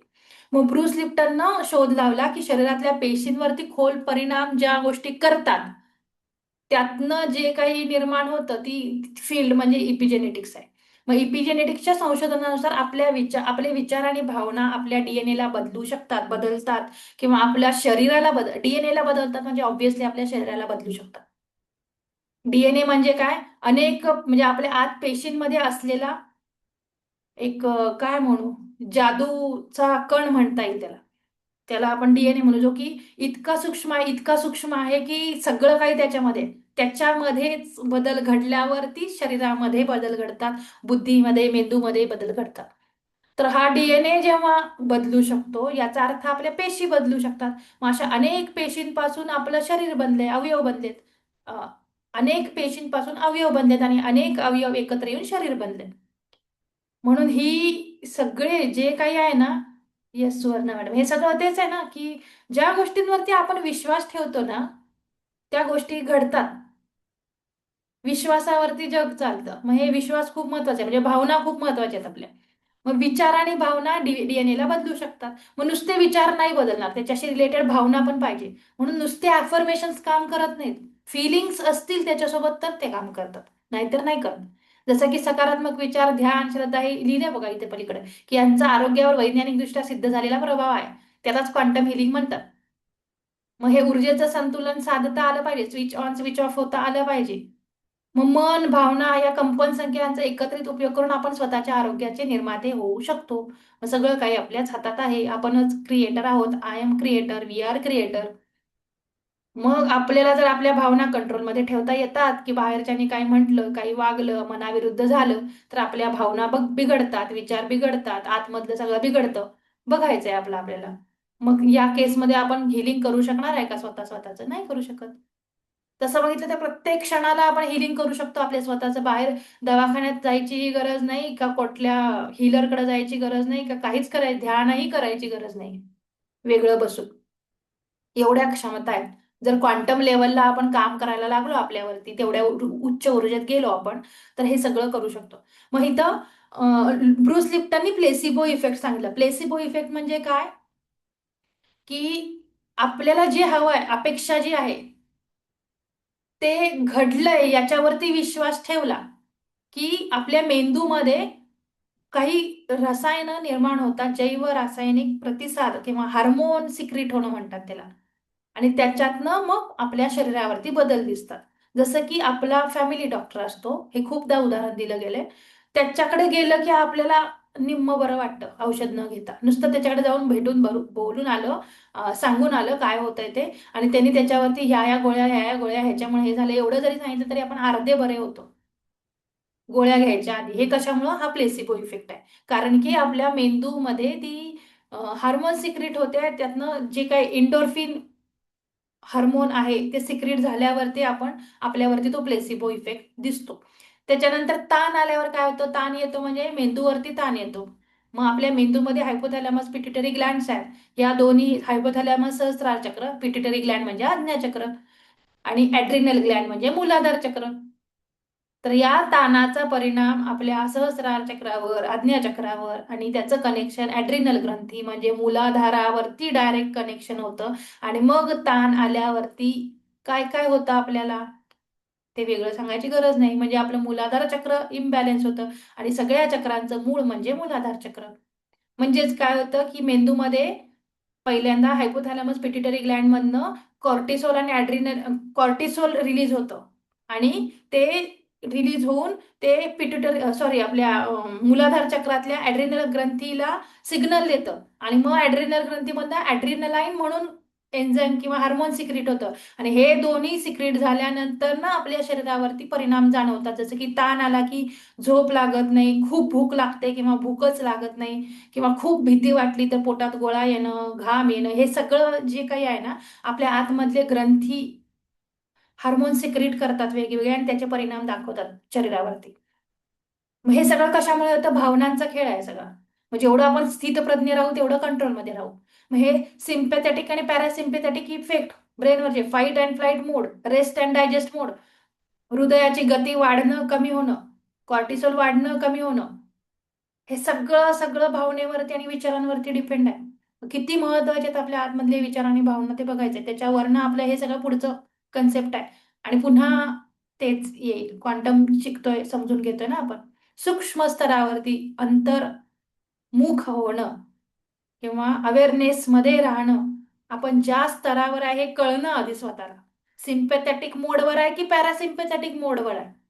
म्हणजेच काय, फाईट मोडवर आहे की फ्लाईट मोडवर आहे. फाईट म्हणजे काय, लढत राहणं, चेस करणं म्हणतो ना, परिस्थितीला चेस करत राहणं. मग परिस्थितीला जेवढं चेस करू तेवढं ती लांब लांब पळत जाते, म्हणजे पळत्याच्या मागं लागणं म्हणतो ना आपण, हातातलं सोडून पळत्याच्या मागं लागतो. तसं जे आहे त्याच्याबद्दल ग्रॅटिट्यूड नाही आहे आपल्याला, त्याच्याकडे आपलं लक्ष नसतं. जे नाही आहे त्याच्याकडे लक्ष असतं आणि ते मिळवण्यासाठी आपण धावत असतो. तो म्हणजे सिम्पॅथेटिक मोड, फाईट मोड. आणि फ्लाईट मोड म्हणजे काय, जे आहे मला म्हणजे मी ज्या फ्रिक्वेन्सीमध्ये आणि ऊर्जेमध्ये आहे, माझ्यासाठी जे आहे ते मी ते करण्यासाठी गेले काय नाही गेले काय माझ्यापर्यंत ते पोहोचणारच आहे कधी ना कधी तरी, हा विश्वास असणं म्हणजे पॅरासिम्पॅथेटिक मोड. हे सगळं काय आहे ना आपल्याकडंच, आपल्या आतमध्ये आहे. मग हे क्वांटम हिलिंगची तंत्र म्हणजेच एनर्जी वाढवण्याची तंत्र, म्हणजेच उच्च ऊर्जा स्तरावरती स्वतःला ठेवण्याची तंत्र, म्हणजेच काय, क्वांटम सूक्ष्म कणासाठी, आपण सूक्ष्म कणामध्ये नेहमी राहणं, त्यासाठी आवश्यक असलेले टूल्स, म्हणजे ह्या सगळ्या क्वांटम हिलिंगची तंत्र म्हणा त्याला, किंवा अवेअरनेसमध्ये राहण्याची तंत्र म्हणा, काही म्हणा त्याला. ह्या सगळ्या गोष्टी ज्या आहेत त्या आपल्याला मदत करतील. प्राणायाम, ध्यान, श्वासावर लक्ष केंद्रित करणं म्हणजे आनापानसाठी ध्यान करतो आपण, व्हिज्युअलायझेशन टेक्निक, संकल्प, हे सगळं सगळं जे आहे ना ते प्लेसिबो इफेक्ट निर्माण करणार आहे. मग डीएनएशी क्वांटमचं कनेक्शन काय आहे, तर आपल्याला माहिती आहे 12 स्ट्रँडचा डीएनए आहे. हे डीएनएचं सेशन जेव्हा घेतलं होतं तेव्हा सांगितलं होतं आपल्या शरीरामध्ये 12 स्ट्रँड. स्ट्रँड म्हणजे काय, आता इथं तुम्ही चित्रात बघत असाल तर हे 2 स्ट्रँड आहेत, शिडी सारखे दिसतात ना, असे 12 स्ट्रँड असलेला डीएनए आपल्या शरीरामध्ये आहे. पण त्यातले 2च स्ट्रँड ऍक्टिव्ह आहेत, म्हणून आपल्याला कायम एवढंच चित्र दाखवलं जातं डीएनए म्हणून. ऍक्च्युअल मध्ये असं नाहीये डीएनए. डोळ्यांचा भ्रम किंवा बुद्धीचा भ्रम म्हणू आपण हा. तर मग आपल्यातल्या 12 डीएनए स्ट्रँड पैकी 2च डीएनए स्ट्रँड ऍक्टिव्ह आहेत हे सिद्ध झालंय. म्हणजेच 97 लिहिलंय ते आपण 98% म्हणू. 100 पैकी 2 स्ट्रँड ऍक्टिव्ह आहेत म्हणजे 98% जंक डीएनए म्हणू. म्हणजे 12 पैकी 2च स्ट्रँड्स ऍक्टिव्ह आहेत आणि राहिलेले 10 डीएनएचे स्ट्रँड्स आहेत ते इनऍक्टिव्ह किंवा ऍक्टिव्ह नाही आहेत, जंक डीएनए म्हटले त्यांना. हे सायन्सनं सांगितलं जंक डीएनए, पण आपल्या वेदांमध्ये खूप आधीच लिहून ठेवलेलं आहे हे सगळं, ग्रंथांमध्ये आधीच आहे हे सगळं. फक्त त्यांच्या लँग्वेजमध्ये, कोडिंग म्हणू आपण, कोडिंग लँग्वेजमध्ये जेव्हा आपला तो स्तर तेवढ्या लेवलला जातो तेव्हा कळेल. मग आता सायन्स काय म्हणताय की 98, इथे 97 लिहिलंय, तुम्ही कन्सिडर करा 98% जंक डीएनए आहे. म्हणजे 12 पैकी 10 स्ट्रँड्स काही कामाचे नाही आहेत, मेलेल्या अवस्थेमध्ये आहेत थोडक्यात, आणि 2च जिवंत अवस्थेमध्ये आहेत. त्यातही पुढे जाऊन सांगेन, म्हणजे आता त्या फील्डमध्ये अभ्यास केलाय, काय म्हणू आपण त्याच्यात, रिसर्च केलाय म्हणून सांगेन. जे 2 स्ट्रँड्स आपले ऍक्टिव्ह आहेत म्हणतो ना त्यातलाही आपण हार्डली 4 ते 5% उपयोग करतो. तोही आपण 100% उपयोग करत नाहीये. 2 ऍक्टिव्ह डीएनए स्ट्रँड आहेत त्यातला. आणि जेव्हा ते दोनही स्ट्रँड 100% वापरतो तेव्हा मग आपल्याला आजूबाजूला दिसणारे शास्त्रज्ञ म्हणा किंवा खूप मेडल म्हणजे गिनीज बुकात नोंद करणाऱ्या काही काही गोष्टी, ठराविक गोष्टी ज्याच्यात प्रॅक्टिस शिवाय, जे म्हणतो ना आपण जन्मजात, आता हल्ली आपल्याला युट्यूबवर दिसतात ना 4 वर्षाची मुलं अख्खं रामायण महाभारत सांगतात, 4 वर्षाची मुलं एक्सपर्ट आहेत तबला वाजवण्यामध्ये किंवा हे बासरी वाजवण्यामध्ये, हार्मोनियम वाजवण्यामध्ये. हे म्हणजे त्यांच्यातला जे 2 स्टँड असलेला डीएनए आहे तो आपल्यापेक्षा थोडा जास्ती ऑलरेडी जन्मजात ऍक्टिव्ह आहे.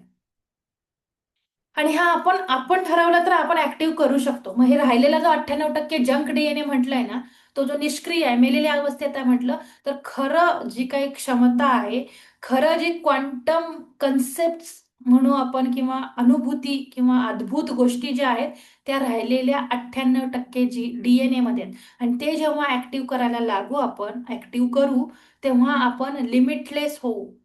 म्हणजे अहम ब्रह्मास्मी ही कन्सेप्ट आपल्याला अनुभवायला येईल. तर हे उच्च स्तरावरती हे सगळं पुन्हा म्हणजे शास्त्रज्ञांची नावं वगैरे ही प्रूफसाठी आहेत. डॉक्टर पीटर गॅरिया यांच्या संशोधनानुसार डीएनए फोटॉन म्हणजे प्रकाशकण उत्सर्जित, बघा पुन्हा याचं क्वांटमचे कनेक्शन आहे मध्ये मगाशी म्हटलं त्याप्रमाणे. त्याच्यानंतर ना शब्द, ध्वनी, भावना यांचा डीएनएवर प्रभाव होतो, परिणाम होतो. का होतो आपल्याला माहिती आहे, साऊंड थेरपी ऐकतो ना आपण, किंवा मेडिटेशन करतानाही जे म्युझिक असेल त्याप्रमाणे आपल्या आतमध्ये बदल घडतात. कंपन, तरंग किती इम्पॅक्ट करतात आपल्या आयुष्यात, हे पीटर गॅरियर या शास्त्रज्ञानं सांगितलेलं आहे. डीएनए ऍक्टिव्ह करण्यासाठीही म्हणून मंत्र खूप जास्त परिणाम करतात. ध्वनी, भावना भावना बदलतात ना, आपण कुठलं गाणं ऐकतो त्याच्यानुसार, संगीत ऐकतो त्याच्यानुसार. मग ग्रहांशी काय क्वांटम कनेक्शन आहे, तर ह्युमन रेझोनन्स बऱ्याच जणांना माहिती असेल. म्हणजे पृथ्वीची कंपनं किंवा फ्रिक्वेन्सी म्हणू आपण. पृथ्वीची नैसर्गिक फ्रिक्वेन्सी जी आहे त्याला ह्युमन रेझोनन्स म्हणतात. ती आहे 7.83 हर्ट्झ, म्हणजेच पृथ्वीच्या हृदयाची गती. आणि आपल्या मानवी मेंदूच्या अल्फा वेव्हची जी काही फ्रिक्वेन्सी आहे ती किती आहे, 8 ते 13 हर्ट्झ. म्हणून अल्फा वेव्ह का महत्वाच्या आहेत, अल्फा फ्रिक्वेन्सीला मेंदूमध्ये नेणं. जेव्हा पिंड आणि ब्रह्मांडाचं कनेक्शन म्हणजे एका फ्रिक्वेन्सीला येतात, तेव्हा गोष्टी लिमिटलेस होतात, अमर्यादित क्षमता जागृत होतात. म्हणून म्हणजे हे ग्रहांशी कसं कनेक्शन आहे त्यातलं सगळ्यात महत्वाचं, आपण राहतोय पृथ्वीवर तर आपल्याला माहिती पाहिजे ना पृथ्वीवरचं फ्रिक्वेन्सी किती आहे. माहित होती का आपल्याला आतापर्यंत?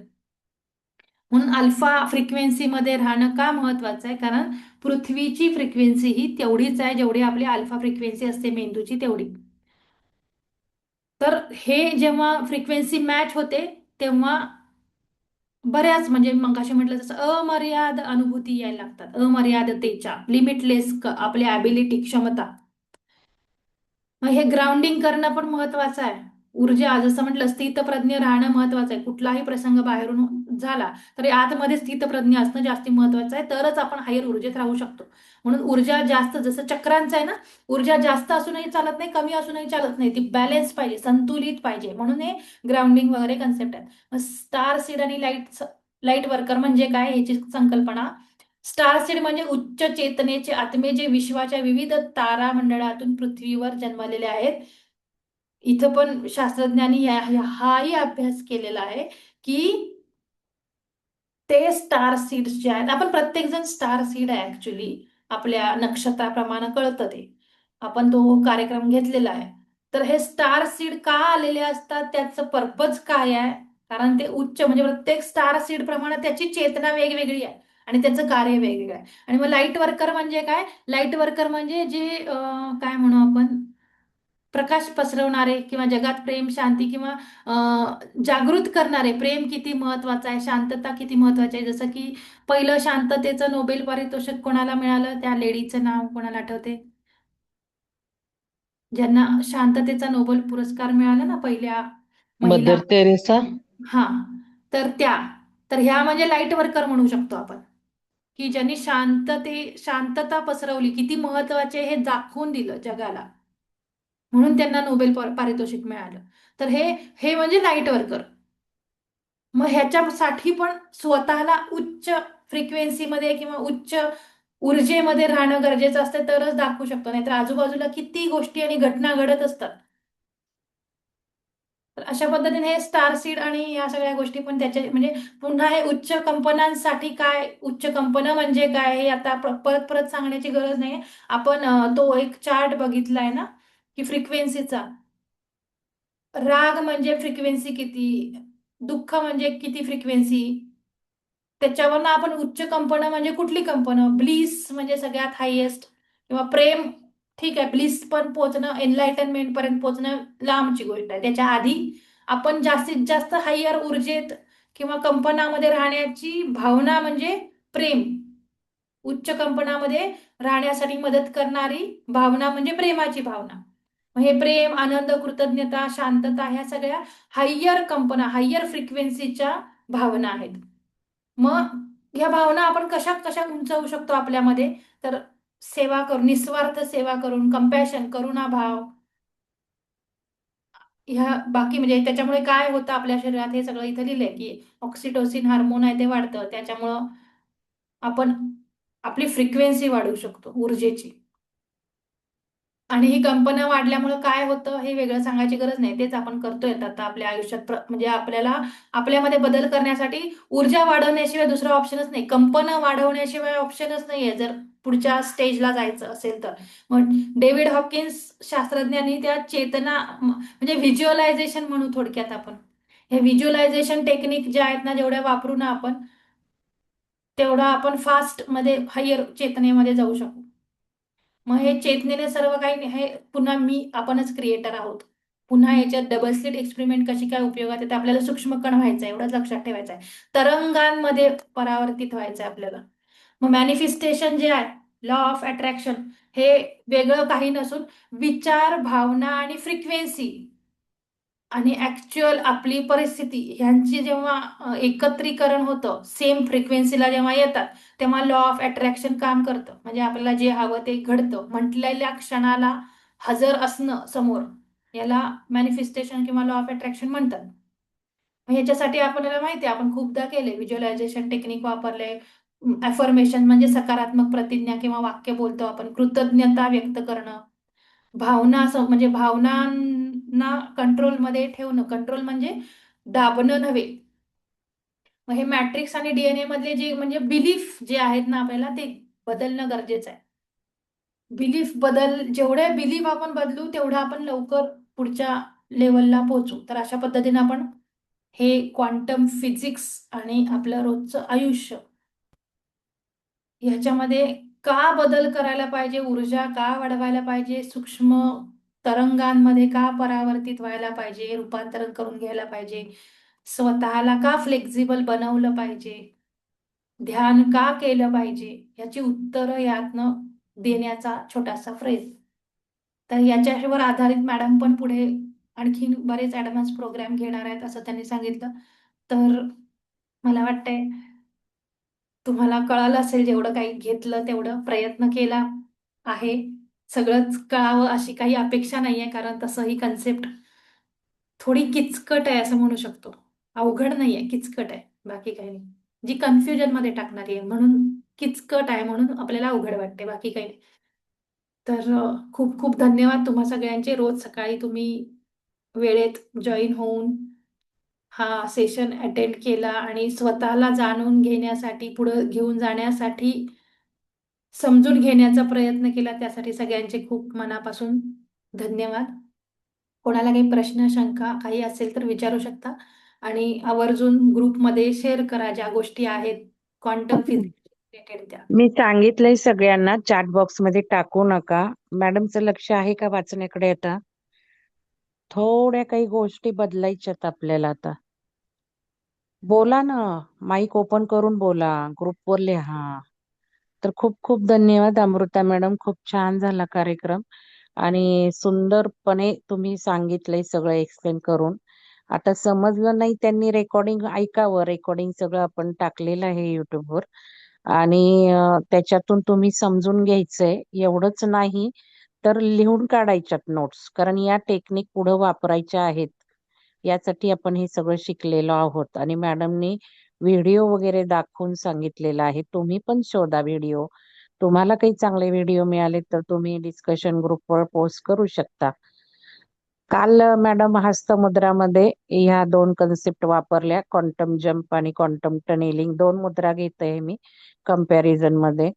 तर प्राणमुद्रा आणि दुसरी मुद्रा घेतली, व्यान मुद्रा घेतली. तर प्राणमुद्रेचं पूर्ण ध्यान क्वांटम जम्प आणि क्वांटम टनेलिंग मधनं घेतलं आणि त्यानंतर जी मुद्रा व्यान मुद्रा करायला लावली त्यांना करायला लावलं की आता आपण जे प्राणमुद्रेला केलं केलं करा. कोणालाच ते जमलेलं नाहीये. तर याच्यावर बऱ्याच कन्सेप्ट अजून क्लिअर करायच्या आहेत. पण नुसतं कार्यक्रम अटेंड करून होणार नाही, त्याच्यावर विचार केला पाहिजे, प्रश्न उत्तरात भाग घेतला पाहिजे. मॅडमनी एवढे प्रश्न दिले, त्याच्यामध्ये किती लोकांनी प्रयत्न केला. आणि थोडस क्वांटम तर मला तर काल असं वाटलं की क्वांटम आणि हे ते अजून नंबर झिरोलाच आहेत सगळेजण, शरीराच्या बाहेरच पडना झाले. तर येस. त्यावर थोडस तुम्ही आता बोलावं की त्यांना क्वांटम जम्प म्हणा किंवा क्वांटा क्वांटा कन्सेप्टच कळलेली नाहीये. तर मी काल तरी सांगितलं एका शब्दात की जर तुम्हाला क्वांटम मध्ये काही बघायचं असेल तर शरीराच्या पलीकडे बघा, स्थूलात बघूच नका, सूक्ष्म लेवलला सूक्ष्मातच जेवढं बघावं जाऊन लागेल. पण ह्यांचं आहे ना, ते ना परत ध्यानातनं ते काय दिसतंय ते सगळं सांगतात सगळं. त्यांना देवता दिसतात, त्यांना अमकं दिसतं, त्याच्या पलीकडे जाईनच झालंय. ते ते तर भ्रम आहेत सगळे, त्याच्यावर ऑप्टिकल इल्युजन. थोडस तुम्ही बोला, म्हणजे हे कन्सेप्ट लावता येतील आपल्याला पुढे. नाहीतर जर का शरीर लेवलनी विचार केला, संसारात 4 भिंतीच्या आतला विचार केला तर मला तर पुढं काही घ्यायचं नाहीये. एवढं ऍडव्हान्स टेक्निक जर घ्यायचे तर त्या शरीराच्या पलीकडे एवढं क्रिएटरच्या ह्यानी आपण पटापटा काय काय करू शकतो. आता मॅडमनी एपिजेनेटिक्स सांगितलं, क्वांटम हिलिंग सांगितलं. तर हे का सगळं रचलं, आम्ही डिझाईन केलं, दोघींनी का डिझाईन केलंय? का तर क्वांटम हिलिंग वापरायला तर पाहिजे ना. आपण डॉक्टर ब्रुस लिप्टनचं पुस्तक बघितलं, त्याच्यामध्ये पेशींना सुद्धा कसं ट्रीट होतात, पेशी कशा ऍक्ट होतात. आपल्या आजूबाजूचं जे वातावरण आहे त्याच धर्तीवर पेशी काम करायला लागतात. मग आपण वातावरण काय देत आहोत? आपण बाहेर पडतोय का? सगळं शरीर बदलतं. साधं यकृत जर घेतलं तर 300-500 दिवसात यकृत सुद्धा बदलतं, यकृताच्या पेशी सुद्धा पूर्ण बदलतात. शरीरच एका वर्षाच्या आत बदलू मग शकतो पूर्ण. फक्त आपल्याला हे बाहेर लगेच सगळं जमणारच नाहीये आपल्याला, पण हळूहळू हळूहळू एक एक स्टेप करतच जायचं आहे. पण प्रत्येक वेळेला जर त्या मर्यादेत विचार केला तर काहीच नाही मग या कार्यक्रमाचा उपयोग होणार.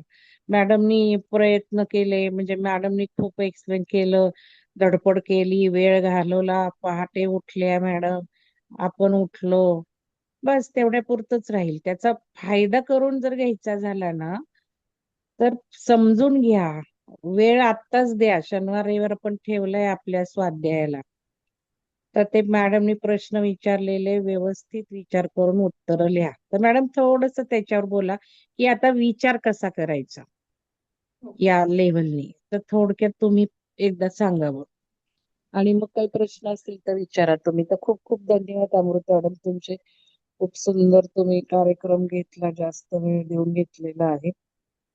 धन्यवाद मॅडम. धन्यवाद. तर आपल्याला सूक्ष्म स्तरावरती म्हणजे डबल स्लिट एक्सपेरिमेंट विसरायची नाही आहे, त्यासाठीच सांगते की जोपर्यंत आपण स्थूल कणामध्ये राहणार आहे तोपर्यंत आपण ही बाउंड्री क्रॉस नाही करू शकणार. ही शरीर म्हणजे आपली बाउंड्री आहे, मर्यादा दिली आहे. जोपर्यंत मर्यादेच्या पलीकडे जाणार नाही तोपर्यंत आपण काय करू शकतो हे आपल्याला कळणार नाही. आणि आपण जर क्रिएटर असू, आता फॉर एक्झाम्पल समजा आपल्याला सांगितलं, म्हणजे शाळेत असताना पूर्वी असायचे बघा, मी पंतप्रधान झालो तर काय करेन, मी काय XYZ काय झालो तर काय करेन, हे विचार का करायला लावलं जायचं. ते निबंधाचे विषय तसे का असायचे. समजा आता आपल्याला सांगितलं मी ब्रह्म झालो, अहम ब्रह्मास्मी म्हणतोय ना आपण, जर ब्रह्माचा रोल आपल्याकडे दिला तर आपण काय करू. आता जर बघितलं बाहेरचं ब्रह्मांड, पिंडात आता राहू देत, आपल्याला शरीराच्या बाहेर जाता येत नाहीये ना आपल्याला, म्हणून एक उदाहरण घेऊ ब्रह्मांडाचं. समजा आपल्याला सांगितलं की हे सगळं ब्रह्मांड जे आहे ते कोलॅप्स होणार आहे आणि नवीन ब्रह्मांड निर्माण करायचं आहे, आणि तुम्हाला तो रोल दिलाय एकट्याला. इथे कुठे ग्रुप बीप काही कन्सिडर नाही करायचंय, आपल्या एकट्याची चेतना वापरायची आहे तिथे. तर विचार करायचा आहे त्यासाठी की जर ब्रह्माचा रोल दिला आपल्याला तर आपण दुसरं जे काही ब्रह्मांड निर्माण करणार आहे ते कसं निर्माण करू. आपल्याला काय काय सुचेल, जे की हे आत्ताच दिसणारं ब्रह्मांड आहे त्याचा आणि त्याचा काही संबंध नाही. इथल्या कन्सेप्ट तिथे अजिबात नको आहेत. म्हणजे आता आपल्याला इथे पक्षी दिसतात, प्राणी दिसतात, झाडं दिसतात, खाली पाण्यात जलचर दिसतात, आकाशात पक्षी उडतात. हे मुद्दाम थोडा रेफरन्स देते, आकाशात पक्षी उडणं आणि पाण्यात जलचर असणं. तर मग आपल्याला जर ब्रह्मांड निर्माण करायला सांगितलं वेगळं, यातलं काहीच कॉपी होता कामा नये, पूर्ण नवीन, तर आपण निर्माण करू शकू का. मायन्यूट गोष्टी बघा, ब्रह्मांड निर्माण करणं सोपी गोष्ट नाही आहे. आपण जर प्रत्येक जेव्हा चेतना वाढते ना तेव्हा सूक्ष्म गोष्टी आपण ऑब्झर्व करायला लागतो, कळायला लागतात ते आपल्याला. जसं की मातीचा कण कसा असला पाहिजे, जंतू कसे असले पाहिजेत. आता आपण बघितलं ब्रह्मांडातच कित्येक प्रकारचे कीटक, अळ्या पण किती प्रकारचे आहेत, किडे पण किती प्रकारचे आहेत. धान्यातले किडे वेगळे आहेत, मातीतले किडे वेगळे आहेत, लिक्विड पाण्यातले किडे वेगळे आहेत, आणखी सेमी फ्लुइड असतं त्याच्यातले किडे वेगळे आहेत. किती व्हरायटी आहे. झाडांमध्ये किती प्रकार आहेत, पक्ष्यांमध्ये किती प्रकार आहेत, प्राण्यांमध्ये किती प्रकार आहेत, फुलपाखराचे किती प्रकार आहेत, वेलींचे किती प्रकार आहेत. मग जर आपल्याला ह्याच्यापेक्षा ऍडव्हान्स ब्रह्मांड तयार करायचं असेल, असं सांगितलं की तुम्हाला एवढ्या एवढ्या दिवसात नवीन ब्रह्मांड तयार करायचं आणि यातली एकही गोष्ट कॉपी होता कामा नये. करू शकू का आपण, कोणी आहे तयार, आहे का आपली क्षमता तेवढी. सगळ्यांमध्ये म्हणजे मी तर म्हणेन सगळ्यांमध्ये ती क्षमता आहे. फक्त ना आपण आपल्या स्वतःला एका बॉक्समध्ये बंद करून ठेवले आणि आपण म्हणतोय की बॉक्सच्या बाहेर खूप छान आहे, बॉक्सच्या बाहेर खूप छान आहे. तिथं असं आहे, तिथं तसं आहे, तिथं गेलं की हे होईल, तिथं गेलं की ते होईल. बॉक्सचा वरचा हे फ्लॅप पण उघडा आहे, पण आपण तिथनं बाहेरच यायला तयार नाहीये. का तर आता ते बॉक्स मधलं वातावरण चांगलं वाटतंय ना आपल्याला. माहित नाही तर बॉक्स मधनं बाहेर पडलो आणि खूप थंडी वाजली, खूप. हे जस्ट उदाहरण देते, ऍक्च्युली याच्या पुढच्या गोष्टी आहेत त्या पण आपल्याला ते शब्दात सांगणं कळणं अवघड आहे, म्हणून थंडी आणि गरम आणि हे ते सांगत. मग आपण या बॉक्समध्ये ज्या बसलोय, ते तोच बॉक्स आपल्याला चांगला वाटतोय, त्याच्याच आजूबाजूचं सगळं ठीक आहे. दुःख येतात, एवढी सवय झाली आहे दुःख येण्याची, की दुःख नाही आलं तर का नाही आलं म्हणून शोधून काढतो आपण. वेदना होत आहेत शरीरात किंवा काही आजार होत आहेत, खूप दिवस काही आजार झाला नाही, वेदना झाल्या नाही, तर शोधून काढतो अजून माझ्याकडे हे दुखतंय का, ते दुखतंय का, एवढे दिवसात काही दुखलं नाही, असं कसं झालं. आता तर सीझन बदलला, ऋतू बदलला. मला दर ऋतू बदलल्यावरती सर्दी होते, ताप येतो. मग हा यावेळी ऋतू बदलला, पाऊस पण जास्त आहे, थंडी पण जास्त आहे, मधनच ऊन पण पडतंय, तरी मला कसं काय काय झालं नाही.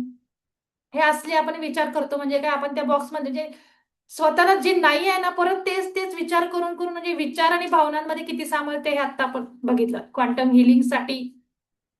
क्वांटम सगळ्या क्वांटम कन्सेप्टमध्ये विचार आणि भावनांपासूनच, म्हणजे क्रिएटर तेव्हाच बनतो जेव्हा आपण बॅलन्स करू शकतो, भावना स्थितप्रज्ञ स्थितीमध्ये येऊ शकतो, हायर ऊर्जेमध्ये राहू शकतो. मग जोपर्यंत आपण त्या बॉक्समधनं बाहेर, मग हा बॉक्स म्हणजे काय, शरीर. शरीरातनं जोपर्यंत बाहेर येणार नाहीये तोपर्यंत सूक्ष्म स्तरावरचं आत्म्याचं त्या ब्रह्माच्या लेवलच्या क्षमता आपण अनुभवू शकणार नाहीये. आणि जोपर्यंत आपण ती क्वांटम जंप घेणार नाहीये ना बॉक्समधनं बाहेर येण्याची, दिसताना विचार करताना खूप सोपं वाटतंय. ऍक्च्युअल लाईफ मध्ये जेव्हा ती जंप घ्यायची असते ना, प्रॅक्टिकली इम्प्लिमेंटेशन करायचं असतं ना, तेव्हा मग 1760 आपल्याला बॅकग्राऊंडला विचार येतात. वाटतं की अरे मला जमेल की नाही, मागच्या वेळी मी असं पण करत होते पण तेव्हा असं झालं होतं. मग ते आपले भ्रम जे आहेत ना मागचे, पास्ट लाईफशी कनेक्शन करणं आणि त्यातनं विचार करून ओव्हर थिंकिंग करून आत्ताचं पण आयुष्य वर्तमान काळ पण बिघडवून घेणं आणि वर्तमान काळ बिघडवून परत भविष्याचा विचार करणं, त्याचं कनेक्शन आणि भविष्यासोबत लावणं. हे जे अडकवलंय ना साखळीमध्ये किंवा सायकलमध्ये, अडकवलंय कुणी, अडकवलंय दुसऱ्याने नाही, आपणच आपल्याला अडकवून घेतलंय. भले जेव्हा आपला विवेक जागृत होतो ना, भले कितीही संस्कृती असू देत, पिढ्यानपिढ्या परंपरा, समाज, देश, काही काही म्हणू आपण त्याला, हे ब्लेम गेम आहे फक्त. याच्यामुळं असं झालं, त्याच्यामुळे तसं झालं. जेव्हा ज्याचा विवेक जागृत होतो ना, तेव्हा ह्या सगळ्या गोष्टींना धिडकारून ती व्यक्ती बोल्ड डिसिजन घेते, क्रांतिकारक बदल करायला तयार होते आणि करते. भक्त प्रल्हादाचं उदाहरण आहे. आणि आत्ता तरी जिवंत आपल्या याच्यात कित्येक उदाहरणं आहेत अशी, क्रांतिकारक बदल घडवून आणलेली, की मॅडम, हं, सूक्ष्मात विचार करायचं ऍस्ट्रल ट्रॅव्हलचं मायाजाळ सांगता येईल का? जसं आपण चॅनलिंगचं बघितलं, हा ऍस्ट्रल ट्रॅव्हल. तर ऍस्ट्रल ट्रॅव्हलचं मायाजाळ सांगा. ऍस्ट्रल कारण ट्रॅव्हल आपण मायाजाळ म्हणजे काय बघितलंय, आहे त्याच्यात सूक्ष्म. मी हा. सांगितलंय सगळ्यांना, हं. पण तरी सुद्धा काही लोक ऍस्ट्रल ट्रॅव्हलला प्रमोट करतायत ग्रुपवर, त्यांना थोडं सांगा. ऍस्ट्रल ट्रॅव्हल म्हणजे सूक्ष्म शरीराचा अनुभव आहे, तो अनुभव सूक्ष्म शरीराचा आहे, पण तो मायाजाळातला आहे. म्हणजे आपल्याला जे सांगितलंय ना की ब्रह्मांड असं असतंय, तारे असे असतात, सूर्यमाला, मिल्की वेव, हे ते. मग आपल्याला जेव्हा ती एक अपेक्षा किंवा चाह काय म्हणू, आपल्याला इच्छा असते ना, डिझायर्स, की हा मला त्याचा अनुभव घ्यायचा आहे, त्याचा अनुभव घ्यायचा आहे, तेव्हा मग आपण आतमध्ये आपल्या मेंदू, लीडर मेंदू आहे ना त्या सगळ्याचा विचार करण्याचा किंवा काय अनुभूती पाहिजे त्या कल्पना करण्याचा. मग आपण कुठेतरी बघितलेलं असतं, कुठेतरी वाचलेलं असतं, कुठेतरी ऐकलेलं असतं, कोणाचा तरी दुसऱ्यांचा अनुभव ऐकलेला असतो ऍस्ट्रल ट्रॅव्हलचा किंवा युट्यूबवरल्या व्हिडिओचा, आणि तो ऐकलेला अनुभव आपलं सबकॉन्शियस माइंड आणि आपला ब्रेन कुठेतरी तो ठेवतो स्टोअर करून. आणि तो स्टोअर करून ठेवल्यावर आपल्याला पण बऱ्याचदा बऱ्याचदा म्हणण्यापेक्षा मॅक्झिमम टाइम आपल्याला वाटत असतं की ह्याचा जसा अनुभव आहे ना तसं मला पण यायला पाहिजे, तसं मला पण, यांना दिसतं ना मग मला पण दिसलं पाहिजे. मग हे जेव्हा कुठंतरी वाटतंय, ती इच्छा निर्माण होते, तेव्हा आपला मेंदू काय करतो, ते सगळं एकदम व्यवस्थित लक्षात ठेवतो, समोरच्यानी जे काही सांगितलेलं असतं ना त्यातले बारकावे पण लक्षात ठेवतो. आणि भविष्यात जेव्हा आपण ध्यान करतो, भविष्यात म्हणण्यापेक्षा त्याच्यानंतर कधी ध्यान करू, आणि आपल्याला खूप इच्छा असते की मला पण यावा यावा यावा, म्हणून मग सूक्ष्म शरीराचा अनुभव येतो. अनुभव येतो म्हणजे काय, सूक्ष्म शरीर जे आहे थोडं आपल्या नॉर्मल शरीरापेक्षा वेगळ्या अनुभूती, किंवा फ्रिक्वेन्सी वेगळी जाते आपली, तेव्हा ट्रान्समध्ये जाणं म्हणा किंवा डोळे बंद असूनही ध्यानाच्या अवस्थेत, डीप ध्यानाच्या अवस्थेत असूनही अवेअरनेसमध्ये असणं. म्हणजे काही काही वेळा आपण इथे बसलोय, ध्यानात आहे, पण आपल्याला हालचाली जाणवतात दुसरीकडे होणाऱ्या, ऍक्च्युअल हालचाली जाणवतात. तेव्हा थोडी ऊर्जा आपली हायर लेवलला किंवा सूक्ष्म शरीराच्या जागृती झालेली असते. आणि तेव्हा ती जागृती झाल्यावर मग काय करतं, आपला जो मेंदूने साठवलेल्या ज्या दुसऱ्या कल्पना इच्छानुसार असतात ना, त्या जागृत म्हणजे आपण त्या तिथं कनेक्ट करतो. आणि मग ते ऍस्ट्रल ट्रॅव्हलिंग, मग आपल्याला जे हवं होतं ना, की इकडं जायचं होतं, तिथं जायचं होतं, हे करायचं होतं, ते करायचं होतं, त्या गोष्टी दिसतात. किंवा देव, ज्या देवाबद्दल खूप जास्ती श्रद्धा असते, की मला हाच देव आवडतो, किंवा प्रत्येकाचा इष्ट आवडतं म्हणजे काय, इष्ट देवता असते, बरोबर. प्रत्येकाला काहीतरी रेझोनेट होत असतात त्याचे गुण, म्हणून आपला इष्ट देवता असतो तो. मग तो इष्ट देवता जो असतो, तो आवडणारा देव, मग आपण त्याचाच विचार करत असतो, त्याच्याबद्दलच त्याचीच पूजा करत असतो. मग जी गोष्ट रिपिटेशन मध्ये करतो, तो ब्रेन आपला पॅटर्न क्रिएट करतो, न्यूरोप्लॅस्टिसिटी क्रिएट करतो. मग मेंदूला हेही माहिती आहे लॉजिक, की ऍक्च्युअल आपल्या आयुष्यामध्ये हा देव तर समोर नाही येणार आहे, माणूस जसा समोर येतोय तसं. मग काय करतो मेंदू, ती न्यूरोप्लॅस्टिसिटी मध्ये काय करतो, असा ब्रेन पॅटर्न क्रिएट करतो, सारखं सारखं त्याच देवाला आपण प्रार्थना करतो, त्या देवाची मूर्ती बघतो. ही मूर्ती पण कुठं नाही, इमॅजिनेशन आहे, कल्पना आहे. तसं बघितलं तर देव हे तत्व आहे, कल्पना आहे, सॉरी तत्व आहे. तत्व म्हणजे काय आहे, पुन्हा हे तरंग म्हणू आपण, ऊर्जेचा एक स्तर आहे. मग प्रत्येकाच्या ऊर्जेचा स्तर वेगळा आहे. जसं प्रत्येकाचं थंब प्रिंट वेगळं आहे, तसं प्रत्येकाचा स्तर वेगळा आहे, प्रत्येकाचं तत्व, गुणधर्म वेगळे आहेत. प्रत्येकाच्या आतमधल्या जे काही एक पॉइंट किंवा एक तत्वच म्हणता येईल तिला, दुसरा शब्द आठवत नाही ऍक्च्युली, तर तो प्रत्येकामध्ये युनिक आहे. आणि मग प्रत्येक देवाचं पण म्हणून आपल्याला लुक म्हणजे लुक म्हणण्यापेक्षा मूर्ती, चित्र, जे काही इमॅजिनेशन मधनं काढलंय ना त्यांच्या गुणांनुसार, ते वेगवेगळे आहे ना, रंग वेगळे आहेत त्यांचे, त्यांनी हातात पकडलेली शस्त्र वेगळी आहेत वगैरे, बरंच काय काय. मग हे सगळं काल्पनिक आहे. खरं बघितलं गेलं तर ते एक तरंगाच्या रूपात आहे, ऊर्जेच्या हायर रूपात आहे. मग ते म्हणजे शंकर, समजा शिवाला कन्सिडर केलं, तर शिव फक्त शिवाच्या हातामध्ये डमरू, त्रिशूल आणि तिसरा डोळा एवढंच नाहीये. तर तो शिव, तो शंकर विष्णू सारखंही कार्य करू शकतो, ब्रह्मासारखंही कार्य करू शकतो, दुर्गेसारखंही कार्य करू शकतो, कुठल्या आणखीन देवीसारखंही करू शकतो, तेवढ्या क्षमता त्याच्यामध्ये आहे. पण डमरू, त्रिशूल आणि तिसरा डोळाच का दाखवला गेलाय, कारण ते त्याच्यातलं युनिकनेस आहे. पण तो बाकीचे पण तत्व जी आहेत ती त्याच्यामध्ये अनुभवू शकतो, किंवा त्याच्यामध्ये त्या ॲबिलिटी आहेत. कारण तो एका ऊर्जेच्या लेवलला आहे, किंवा सूक्ष्म तरंगामध्ये म्हणू आपण, सूक्ष्म कणामध्ये किंवा तरंगाच्या लेवलला आहे, ऊर्जेच्या लेवलला आहे. मग हे सगळं आपल्यामध्ये पण आहे. मग आपण खरं का त्या लेवलला जाऊ शकत नाही, आपल्या आतमधला तो युनिकनेस पकडणं किंवा ओळखणं, किंवा शिवाला जसं ओळखलं जातं ते तिसऱ्या डोळ्यासाठी किंवा संहारासाठी, तसं प्रत्येकामध्ये आपल्यामध्ये पण एक एक ती ॲबिलिटी, एक एक युनिकनेस दिलाय. पण आपण अजून या बाउंड्री मधनच बाहेर पडत नाही, लिमिट मधनच बाहेर मर्यादेतनं आपण मर्यादा क्रॉस करत नाहीये, कम्फर्ट झोनच्या बाहेर जात नाहीये. मग हे ऍस्ट्रल ट्रॅव्हल होत आहे तेव्हा बघायचंय, काय काय जणांना होतं की त्यांनी विचारही नाही केलेल्या गोष्टीही उघडतात, पण त्याचं कनेक्शन पुन्हा या जन्मात विचार नसेल केला, पण मागच्या जन्मांमध्ये ज्या गोष्टीसाठी चेज करत होते म्हणजे ते पाहिजे पाहिजे म्हणून अट्टहास होता आणि मिळालं नव्हतं, त्या गोष्टी आत्ता या जन्मात ऍस्ट्रल ट्रॅव्हलच्या रूपात दिसू शकतात. मग एक साधा ठीक. विचार जर केला ना सगळ्यांनी, आता क्वांटम जर शिकलाय आहात, की जे दिसतंय ते दिसत नाही एवढं जरी लक्षात ठेवलं, तर कसे काय महाअवतार बाबाजी दिसतील? आपण बघतोय आपलं स्वरूपच हे नाहीये. आपल्याला सूक्ष्मात बघायचंय, तर ऍस्ट्रल ट्रॅव्हल केलं, डोंगर, पर्वत, मंदिर, महादेव, महाअवतार बाबाजी, गजानन महाराज हे दिसतीलच कसे, मला सांगा ना. ते एक चेतनेचा स्तर आहे ऍक्च्युली, गजानन महाराज बाबाजी. आणि ते सगळं वेगळं शरीर नाही, अडकून तो आपण आपण स्वतः पण, आपल्याच हा. प्रगती अडकवणार आणि मायाजाळात अडकून बस तिथेच खेळ खेळत बसणार. मला तर असं वाटतं, हा आता मॅडमनी एवढं सुंदर घेतलंय ना, प्रत्येक वेळेला हे बाबा खरंच असेल का असं, हा प्रश्न विचारायला लागला ना मनाला, तर सगळं काही सत्य आपल्याला उमजू लागेल. निदान आपण ऑब्झर्वर मोड मध्ये तरी जाऊ. एक काल घरी माझ्या हेल्दी डिस्कशन झालं, ते सांगेन, जे आता मॅडमने चॅनेलिंग आणि याच्याबद्दल सांगितलं ते. की म्हणजे माझे मिस्टर काय रोज ध्यान करत नाहीत, पण चेतनेचं स्तर खूप हायर आहे. ते डिस्कशन मधून कळेल, आता तुम्हाला सांगितलंच कळेल. असंच एक फोन झाला बाबाजींच्या चॅनेलिंगच्या रिलेटेड. तर ऐकत म्हणजे कानावर शब्द पडतात ना घरातल्यांच्या, आपण काय बोलतोय, कोणाशी काय बोलतोय, किंवा सेशन मधले पण.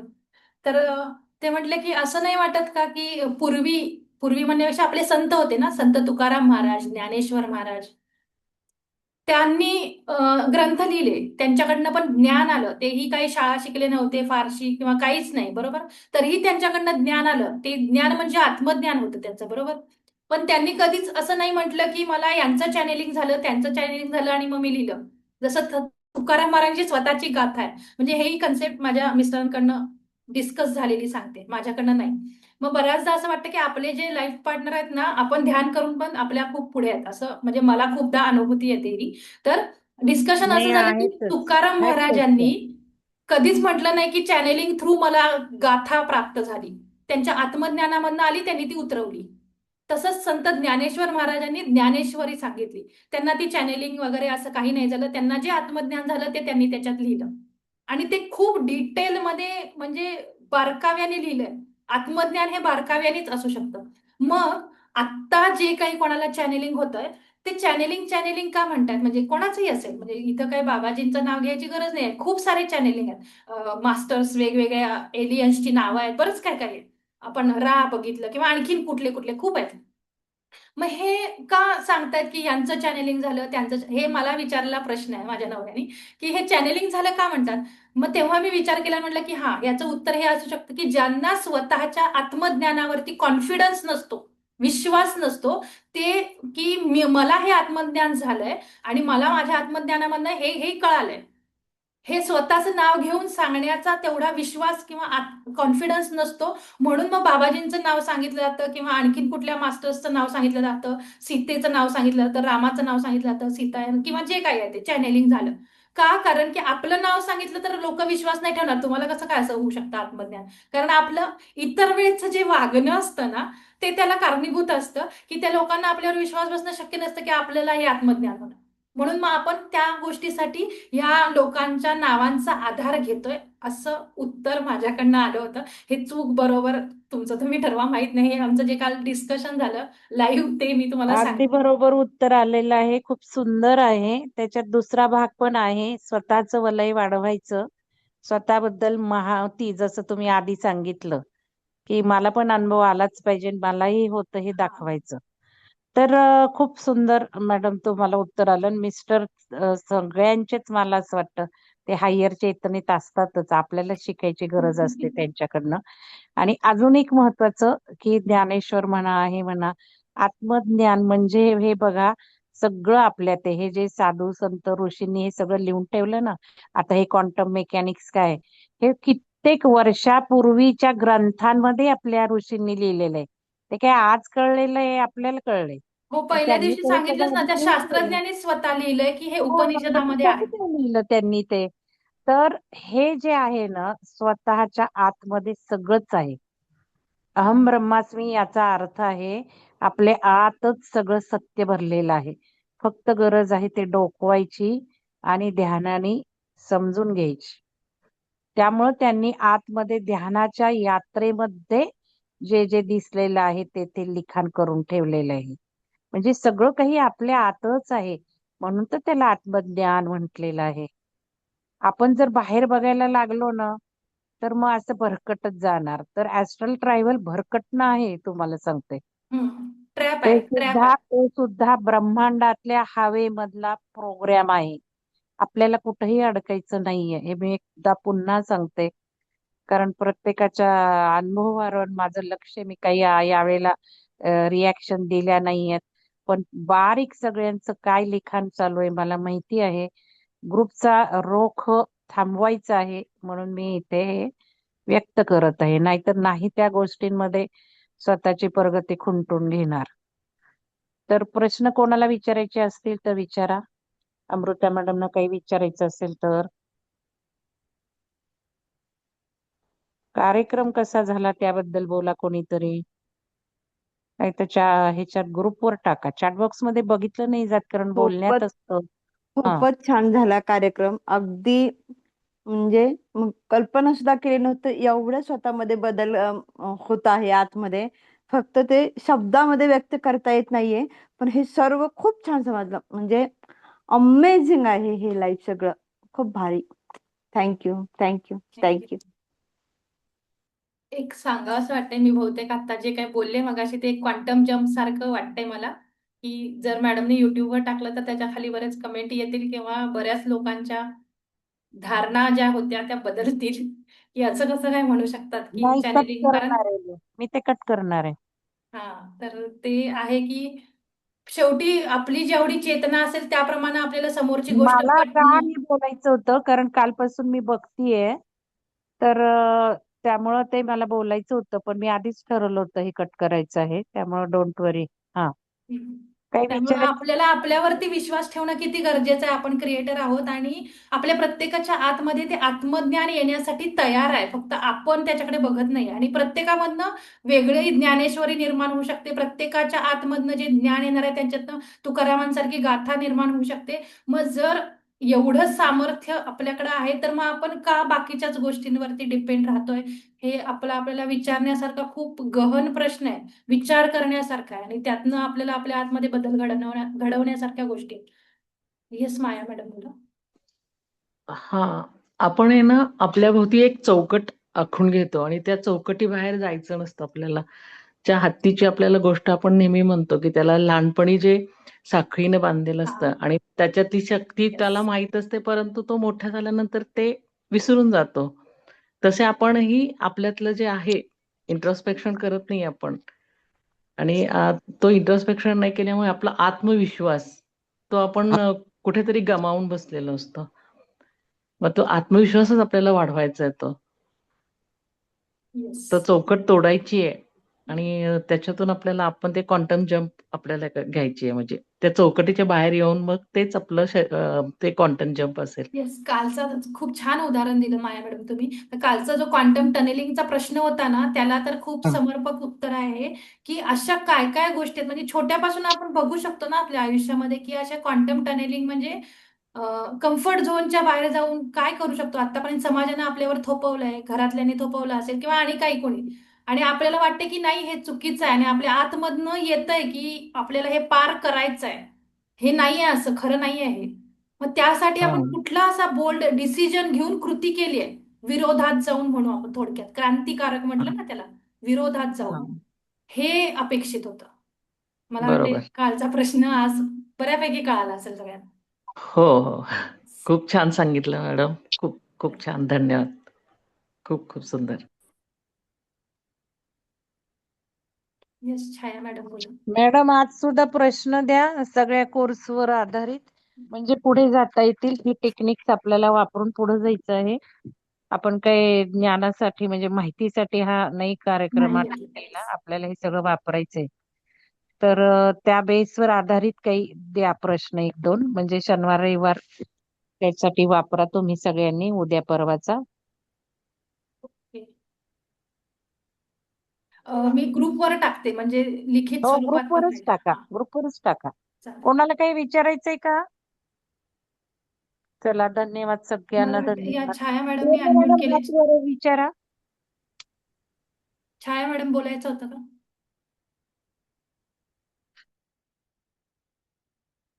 हा, सुवर्णा मॅडम बोला. हा, धन्यवाद मंगल मॅडम. धन्यवाद अमृता मॅम. सुंदर पद्धतीने एक्सप्लेन केलं. आणि क्वांटम मेकॅनिक्स हा मी MSc मध्ये माझा सब्जेक्ट होता, पण तेच म्हणजे असं एवढा खास असं कळला नव्हता. म्हणजे टेक्निकली अभ्यास केला होता ना त्याचा. आता मी पण ध्यानात आहे, पण या क्वांटम क्वांटम या वेगळ्या पद्धतीने विचार करायचो ध्यानात. पण हे खूप छान सुंदर रीतीने आता तुमच्या दोघांचं जे तुम्ही जे हे केलं, आखलं सगळं, आणि खूपच सुंदर म्हणजे त्याच्यात वेगळं ज्ञान उलगडत गेलं.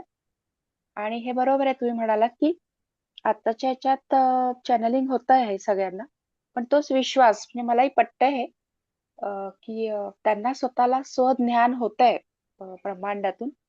पण ते आता कलियुग आहे, तर असं लोकही विचार करतील की हे खरं आहे का, तर ते मे बी असं होऊ शकतं. आणि माझे मिस्टरही ध्यान म्हणजे करतातही आणि करतही नाही, पण they are at the higher level असं मला पण वाटतं, की आम्ही पण ज्या वेळेला डिस्कस करतो घरात त्यावेळेला अशा होतात गोष्टी. असं येस. येस, तेच थँक्यू. आपल्याला बाहेर पण शिकायला जायची गरज नाही. आपल्या आजूबाजूलाच एवढे जण आहेत ना सोल कॉन्ट्रॅक्ट घेऊन आलेले, ते शिकवायलाच आलेत आपल्याला. फक्त आपण त्या दृष्टिकोनातनं बघत नाही. हा प्रॉब्लेम आपला आहे, बॅरियर आहे आपला तो. येस. सुवर्ण मॅडम, मी सांगू का, मी एक हा दोन व्यक्तींना खूप सांगायचा प्रयत्न केला की हा ज्यांना थोडस फिलॉसॉफिकल खूप ज्ञान आहे, त्यांना हा मी सगळं सांगितलं की हे चॅनलिंगचं नाव का वापरायचं, जर सगळं तुमच्यातलंच तुम्हालाच सगळं सांगण्यात येतं, माहिती मिळते. हम्म, तर चैतन्याच्या लेव्हलला बोललो तर उलट लोकांना ते अट्रॅक्शन निर्माण करणं जास्त चांगलं नव्हे का? की चेतना वाढल्यावर आपल्याला ज्ञान येणार आहे. जसं इन्स्टिंक्ट येणं, माहिती मिळणं हे सर्वांनाच आवडत असतं, आपल्याला हे व्हावं अशी पण इच्छा असते. पण जर आपण ते जर म्हटलं तर भराभरा सामूहिक चेतना पेरून सगळ्यांनाच त्या गोष्टी नाही का होणार.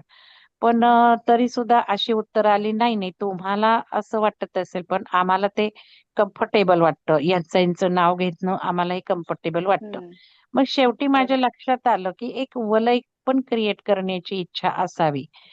मग ह्या गोष्टींना आपण काही चॅलेंज देऊ शकत नाही ना. जर या नावाने जर तुम्हाला तुमचं आयडेंटिटी कोणी ओळखणार असेल की अरे बाबा ह्यांना हे चॅनल होतात, त्यांना ते चॅनल होतात, तर मग स्वतःच्या ज्ञानाने तेवढं कोण येणार आहे? मॉब येणारच नाही ना ऐकायला. मग ही हम्म, सुद्धा सुप्त इच्छा असतेच, या गोष्टी माझ्या लक्षात आल्या.